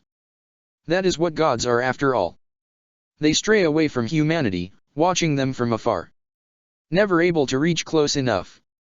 Within the darkness, she sees the silhouettes of the blue lions, chattering and laughing amongst themselves. Epimenides stands behind her again in his true form, a smile creeping up his lips. They rejoice, do they not? They're happy here. Do you not see? I am not here to make them suffer. That is what you are destined to do. Byleth roars, slashing down her sword again. But this time, Epimenides simply grabs the blade, dissolving it in his hands. My vessel has been brought to this world to repair what you have broken. He continues, completely unfazed. And your beloved. Dimitri's silhouette brightens in comparison to the others now. Your beloved does not act like a bloodthirsty monster here. She gasps when Epimenides transforms into Dimitri this time. His azure eyes are dry of the ocean, changing into the embers of hell, empty of life. Her blood boils and her glare becomes frenzied. Do not take his form. You refuse to see the truth. Dimitri, Epimenides, tilts his head. Your beloved does not fall into despair anymore. Do you know why? The menacing smile is unbefitting in Dimitri's face, yet it brings a chill down her spine. She has never seen him look at her in this way. Because you do not torment him here. Epimenides laughs. You do not make him suffer with your abandon. But now you came. You saw it, didn't you? His vengeful eyes as he tried to take down my vessel. How his urge to kill has been released, all because of you. Tears prick at the corner of her eyes as she remembers the battle. Get away from her. He swung his lance with reckless abandon, uncaring that he was about to kill his friend. It is not the darkness that brings out the wickedness of humanity. It is you. No, she croaks. The silhouettes of the blue lions continue to laugh cheerfully, but it only starts to haunt her. They do not suffer without you. Epimenides' voice booms. They do not stray away from the kingdom without you. Stop. She whimpers, her resolve chipping away. Without you, they live the life they are fated to live. You. Epimenides walks over to her, his wicked grin still placed in Dimitri's body as he looks at her eye to eye. Are not needed anymore. He pushes her, just like when Thales pushed her over the cliff all those years ago, and she tumbles backwards. A hole forms behind her, but she is unable to regain her balance in time. She yells, desperately clawing for the edge. She dangles helplessly, looking down at the never-ending darkness below her. Laughter echoes around her, indecipherable and inescapable. Her nails dig into the edge as she starts to slip. Her eyes water, tears threatening to spill and break the dam she has locked in for so long. Somebody, please help her. When she looks up, Dimitri, Epimenides, is now in her husband's form, and simply gives her a cold smile. Oh, beloved, how desperate must you be? Suddenly, her world becomes silent as she hears that it is Dimitri's voice that speaks. Dimitri, she breaks, unable to take it anymore. Dimitri, I'm sorry. For what else can she do now but apologize? I'm sorry. She repeats. For everything. He looks at her rather disinterested. Then if you know what is best, let go. Byleth's tears spill now. Dimitri. Let go. The voices chant. Let go. They chant louder and louder, filling in the silence and invading her mind. Her hand trembles against the edge. She stares at Dimitri, but his heartless smile remains, waiting for her to disappear. And that is what's best for him, isn't it? All along, she has been the villain to his story. Let go. She squeezes her eyes shut, letting go of the edge and falling further and further down the abyss. Byleth does not wake up, gasping for air, as if she has just emerged out from the surface of the water. She wakes up as if she is still drowning, sinking further and further down until she is lost and long forgotten. And when she does, she feels that tears land on her face. She opens her eyes, squinting at the sunlight that shines over Dimitri and the raw fear behind his eyes. Byleth. He whispers out shakily, sighing deeply in relief. You're alive. She only stares at him as he brings her into his arms, burying his face in her neck that wets from his tears. His arms tighten around her, as if she will disappear if he lets go. You're alive. He sobs again. But even with his relief, Byleth only hears those two words as a curse, shaming her for her survival. For as long as she is alive, she is to only bring suffering wherever she goes. Chapter 26. Mercedes radiates faith magic, inspecting Byleth's body carefully while she sits on the healing bed. It seems like you're back to normal, Byleth. Mercedes sighs in relief. Gerald takes a breath, squeezing her hand that he's holding with both of his. Thank the goddess. Are you sure? Dimitri gulps. It's just, she looked like she was. He does not finish his sentence. You don't have to worry, Your Majesty. Mercedes smiles at him. There isn't any sign of that. It truly feels like a miracle from the goddess. Byleth, Shay's voice is filled with regret. I'm really sorry. It must have been because of me. You were right. Epimenides was a threat we should have taken seriously. Silence. We took him down. You don't have to worry about him anymore. Seriously. I can't tell you how sorry I feel about this whole thing. More silence. Shay looks at her. Byleth. Her eyes remain on the sheets, blank of any thought or awareness. Is she okay? Dimitri asks frantically. What if she's still affected by whatever happened? Sorry, she whispers, and they all turn quiet as they turn to her. But, can I have some time alone? Of course. Gerald says. You heard the kid. Her eyes don't move as they stand. Her father strokes her hair reassuringly before making his way with the rest out of the infirmary. At the corner of her eye, she sees Dimitri's form, lingering by the doorway. But she does not move nor acknowledge his presence, patiently waiting for him to finally take his leave. So this Epimenides has been erased from this world. Suthes says in her head, having awakened again, almost at the same time as Byleth did. Yet, your heart feels heavy, child. She lays slowly back on the bed, staring impassively at the ceiling. They have defeated him. And what has she done other than dance at the palm of his hand? You are not needed anymore. Despite his absence, it is as if he lurks somewhere, laughing and mocking her from behind. She closes her eyes shut, hoping to keep the thoughts away. Byleth walks around the camp like a ghost for days on end, staying quiet and keeping her thoughts to herself. And for days, Byleth notices how Dimitri stays close by her, his eyes always finding his way to hers. But she doesn't entertain him. She just can't. So she minds her own business. It is like their situation has reversed. Before, it was Dimitri who kept her an arm's length away, treating her at a respectable distance, and understanding the gap that they can never bridge. And it was her who tried to reach to the other side. But now, it is Byleth who distances herself, spending time alone, away from him and the rest of the Blue Lions, keeping the line between mercenary and king. And it is Dimitri's turn to break that wall, desperately finding ways to get closer to her. Whether that be checking in on her for any injuries, or if she took any of her meals. His gestures are not left unnoticed by her, but she does not deserve them all the same. Byleth, he calls her. She glances at him, keeping a straight face as she does. Have you eaten today? I couldn't find you at the cafeteria this morning. She stays silent, which clearly unnerves him. I would like to seek your advice on preparations for our raid to Gareg Mach, he says, quickly changing the subject. Will you be free later on this afternoon? She nods. Okay. She already turns to walk away, but he stops her. Byleth, his hand holds her wrist. Tight enough to keep her in place, but gentle enough for her to tug away. She stares at it for a moment, before looking up at him. He swallows thickly. If you need more rest, you can tell me. I will be there, Your Majesty. I will deliver the results that is expected of me. The tension thickens at the formality that it's enough to make Dimitri's eyes grow wide. Byleth, his voice is strained, filled with uneasiness as he reads her calm expression. And his fear becomes more palpable when she gives him a courteous bow. I shall see you then. She pulls away from his hold. It's as if he triggers her fight-and-flight response, and her feet rush away as fast as possible. She makes it back to her quarters, slamming the door, away from everyone that makes her chest tighten in pain. She walks by her desk.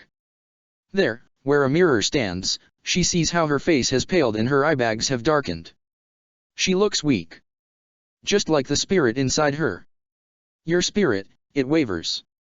I can feel it. Epimenides hovers behind her, smiling through the mirror, cackling against her ear. It is not the darkness that brings out the wickedness of humanity. It is you. She breaks into a cold sweat and screams. Without thinking, she punches the mirror, shattering it into pieces. She pants heavily, staggering backwards. She rubs her face agonizingly. How she wants to weep, but it is as if the tears have dried up from her soul. She does not even recognize herself anymore. She puts her hands by her sides, taking a deep breath once more. When she glances down at the pieces of mirror shards, she notices something smaller shining amidst it. She bends down to pick it up but freezes when she sees the tiny silver band that sparkles under the sunlight. I wanted to wait to give it to you when you found someone you love as well as I love her, but, Gerald had said when he gave it to her. It seems like you already have. She bites her lip to refrain it from quivering. Here she is, finally by Dimitri's side. Yet what has that achieved except for more burdens for him to carry? She does not deserve to return it to him. So puts the ring inside her drawer, then closes it shut.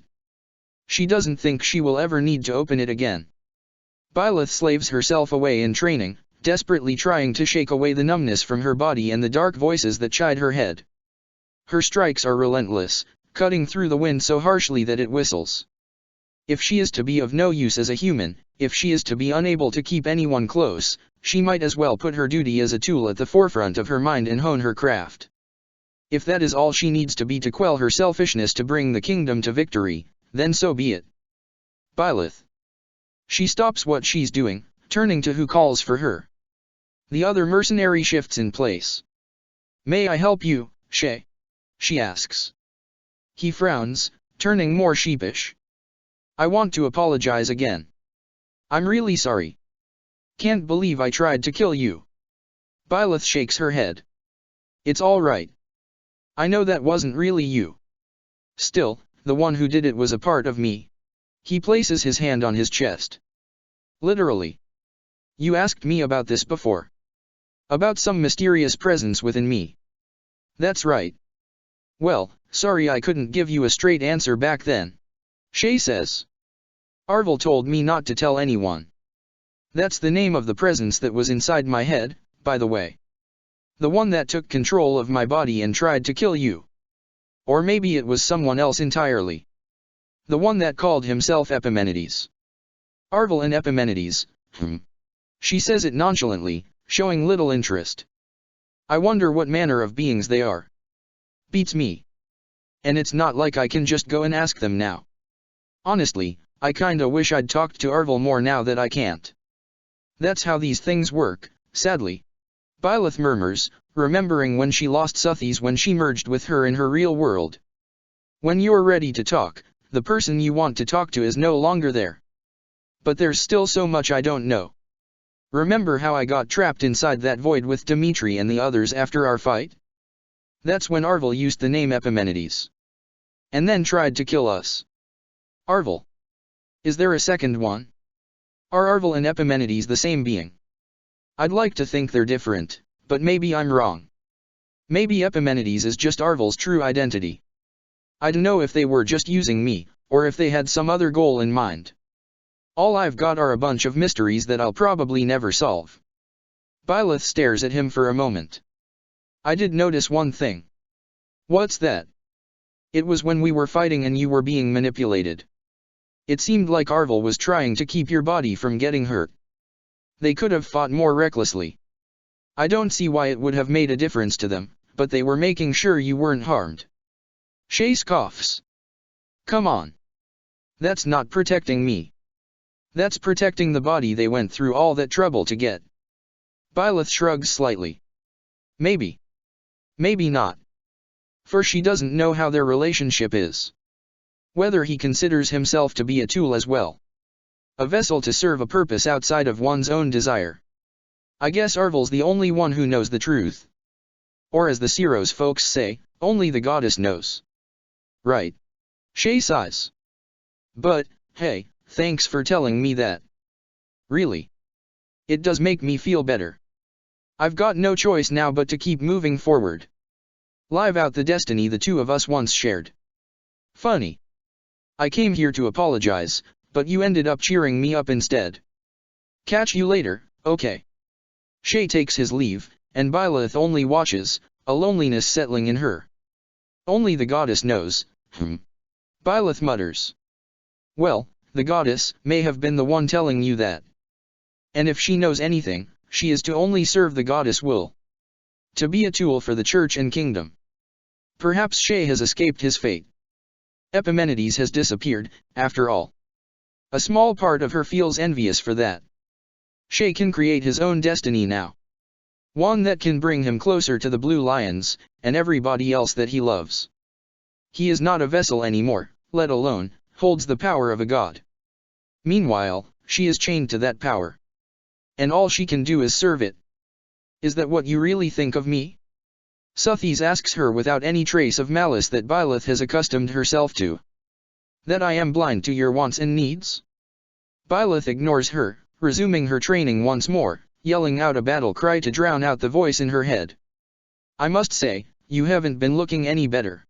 Gerald frowns. He prepares a cup of tea for her as she sits by the windowsill like a statue. He clears his throat, sitting opposite of her. Do you want to talk about it? She doesn't respond. Something must have happened when you were unconscious, right? Her gaze does not move away from the window when she decides to speak. Do you regret having me? Gerald grunts in surprise at the question. I did not cry when I was born. She says. I did not act like a normal child. I had my first kill when I was 13. By then, I was called the Ashen Demon. The sun sets from outside the window, darkening the sky. Did you think that I was a demon too? Kid, of course not. He answers quickly, holding her hand. What brought this on? She tilts her head away from the window now, looking sadly at him. Wherever I go, suffering happens. She says in a monotone voice. That's all I'm good at. He grumbles, thinking deeply about his response. You know, even before we joined the kingdom, I saw how you've changed. It was like you were a completely different person. You bear your emotions much more than I've ever seen you. I've never seen you smile as much as you do with them. Not even once. These kingdom folks, they've changed you. So, no, kid, you're not a demon. You never have been. And I don't want you believing whatever's in your head, alright? You don't see how they suffer because of me. Dimitri especially.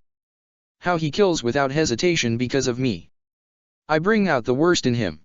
She looks back at the window. I shouldn't have come back here at all. Gerald pauses again. Do you remember, when you thought I died? You yelled at me quite a bit. Huh. I've never seen you get so mad. He smiles. Maybe you won't understand this. But, when we come to love someone, we do our best to protect it. That's what you did for me, wasn't it? It's what I did for you too when I ran away from the monastery. Sometimes, it brings out a terrifying part of ourselves. We become angry.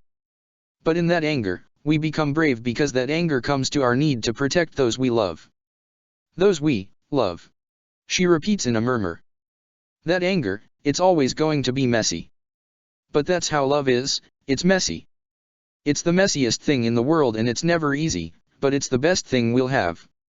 That messiness, that's what it is to be human. It's how we know we're really living. Byleth stays quiet, processing his words. That's why you need to return back to your world. Geralt says. It may be hard, but it's worth it. It always is. She shakes her head instantly at that. I don't think that matters anymore. Everyone is happier here. So will they on the other side. She looks at him.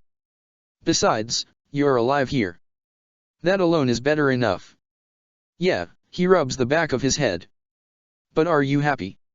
She flinches at the question. I'm your father, he says.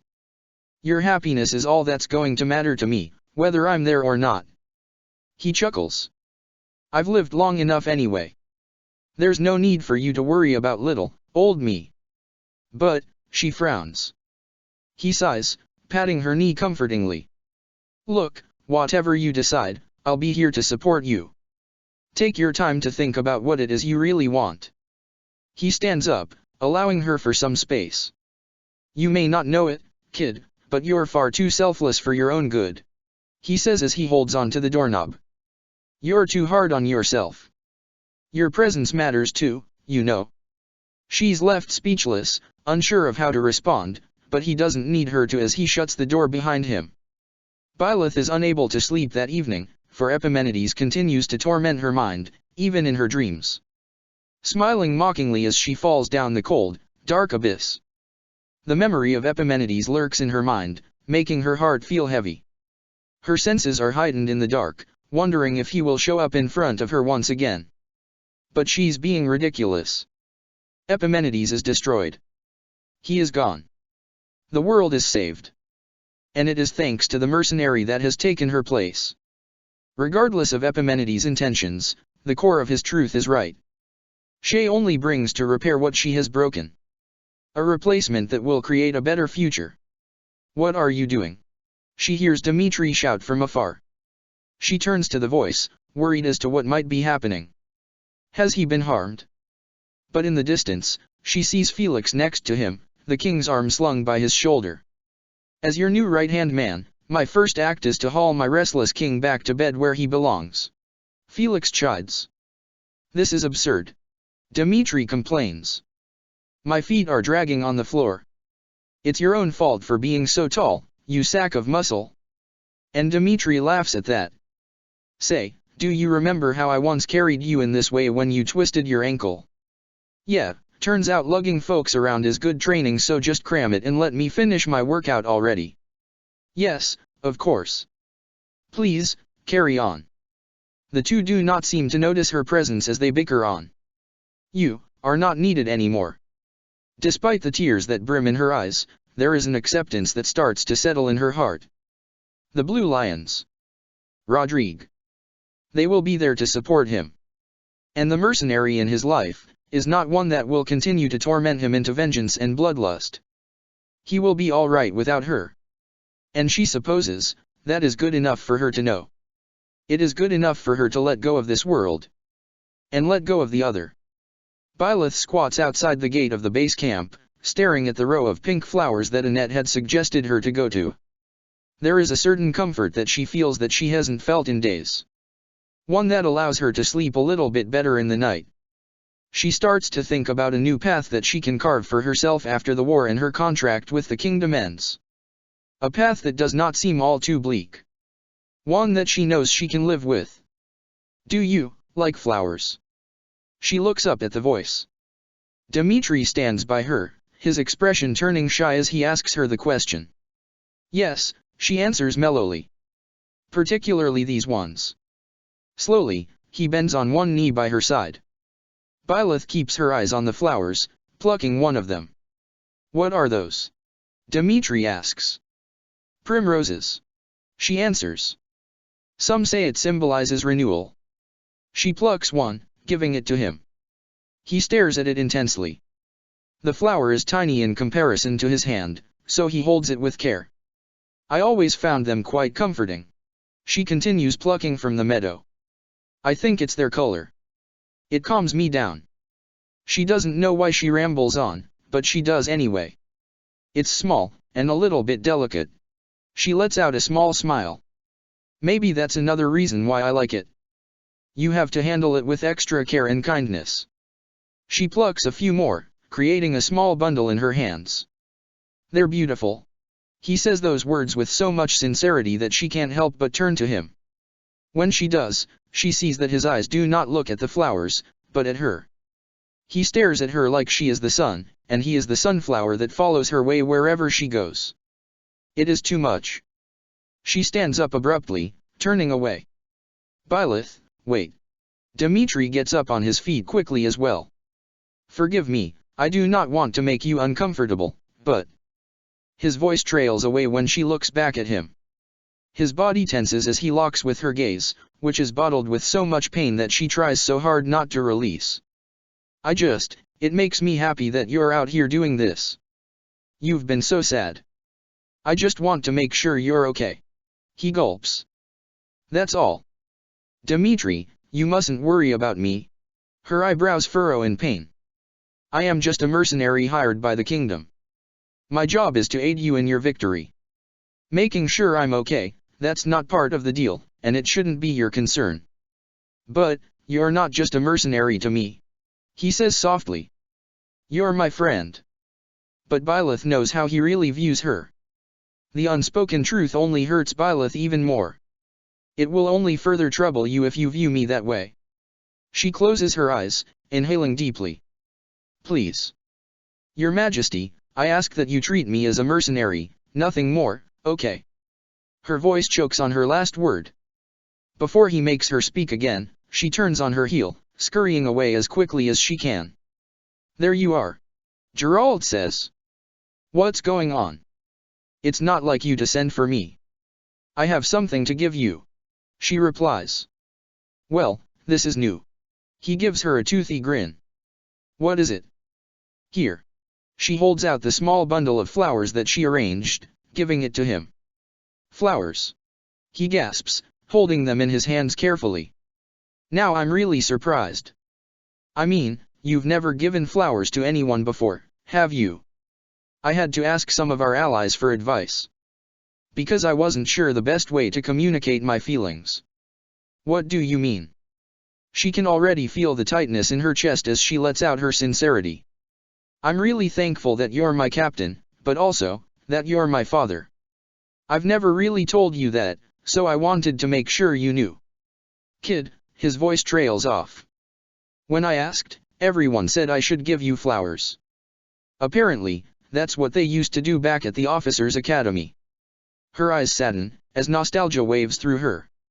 I wonder what it would have been like there. The officers' academy, huh? Gerald hums. You might just been a student there if things had happened a little different. Or who knows? Maybe you'd have ended up like Alois and forced into giving seminars or something. Not that you're really qualified to be a teacher. She only hums at that, not wanting to reminisce on it any further. Anyways, these flowers did the trick, kid. Gerald holds out the bundle of flowers, fully pleased. Consider your message delivered. Though to be honest, I kind of already knew. You might not give a lot away, but you're not completely unreadable. He shakes his head, placing a palm on his forehead. Sorry for making you think I had no idea. That's all right. Byleth says. I'm just glad you know. By the way, why do you choose this kind of flower? Gerald asks. Did someone suggest them?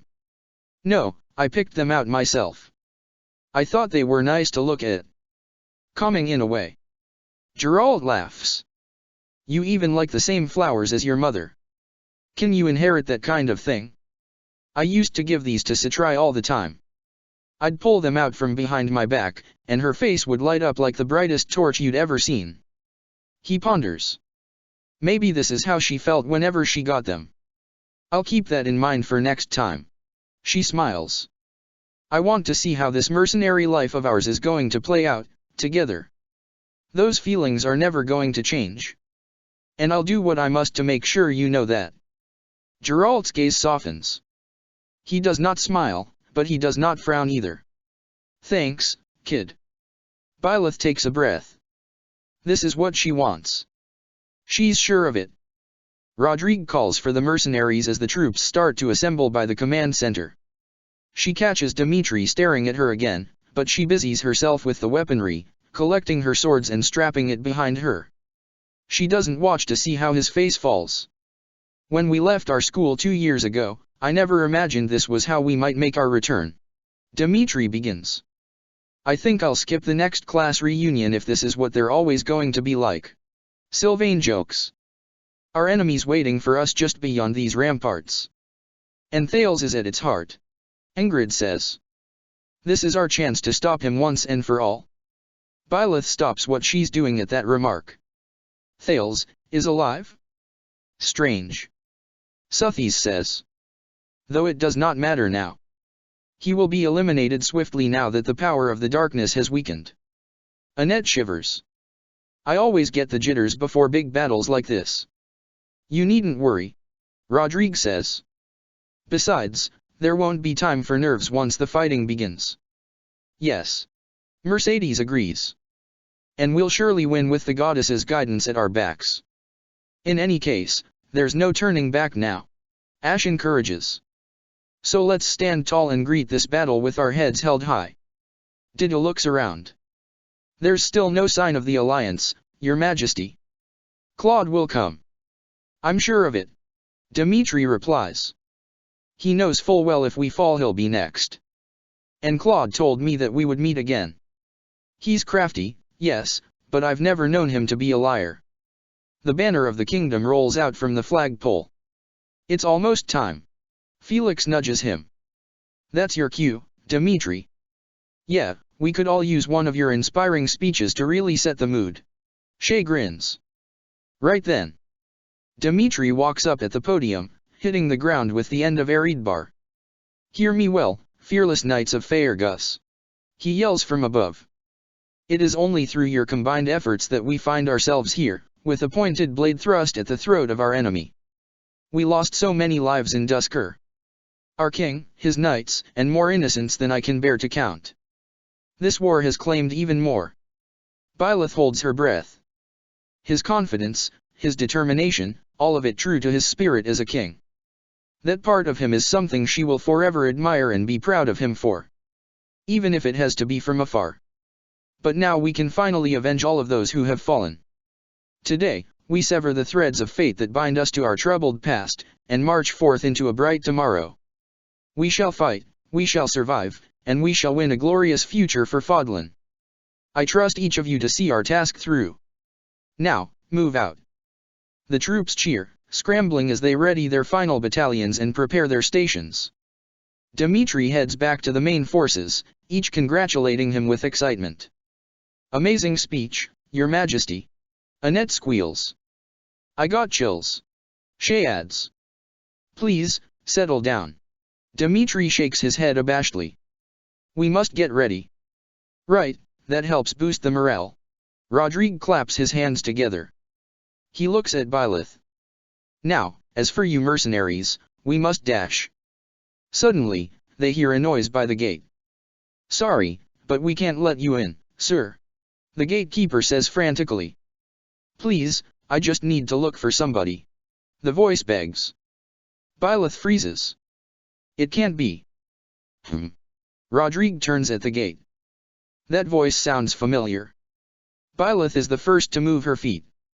She knows exactly whose voice that is. If you keep this up, we will have to call reinforcements.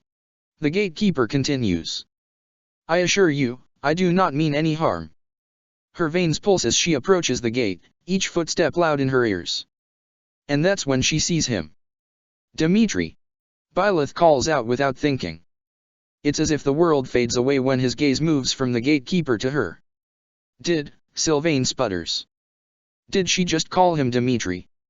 He looks just like how she knows him to be. Hair loosely tied back. An eye patch on his right eye. And the furry, blue cloak that lies behind his back. She barely takes one step before he sweeps her off her feet, embracing her in his arms. His heart drums thunderously against his chest as he holds her by the back of her head and the small of her back, hugging her so tightly that she's lifted off from the ground. Dimitri, she gasps. How did you dash? Beloved, her breath hitches as she hears his voice for the first time. His deep voice full of tenderness that is only ever reserved for her. He brings her closer to him, if that can even be possible. I finally found you. A flood of emotions swell in her chest, and she does not know how to pinpoint it. So she just stays there, still absorbing the craziness of it all, allowing him to engulf her in his arms. Their tender moment is interrupted as the blue lions gasp all at once. Beloved. Check the description for the links to the author.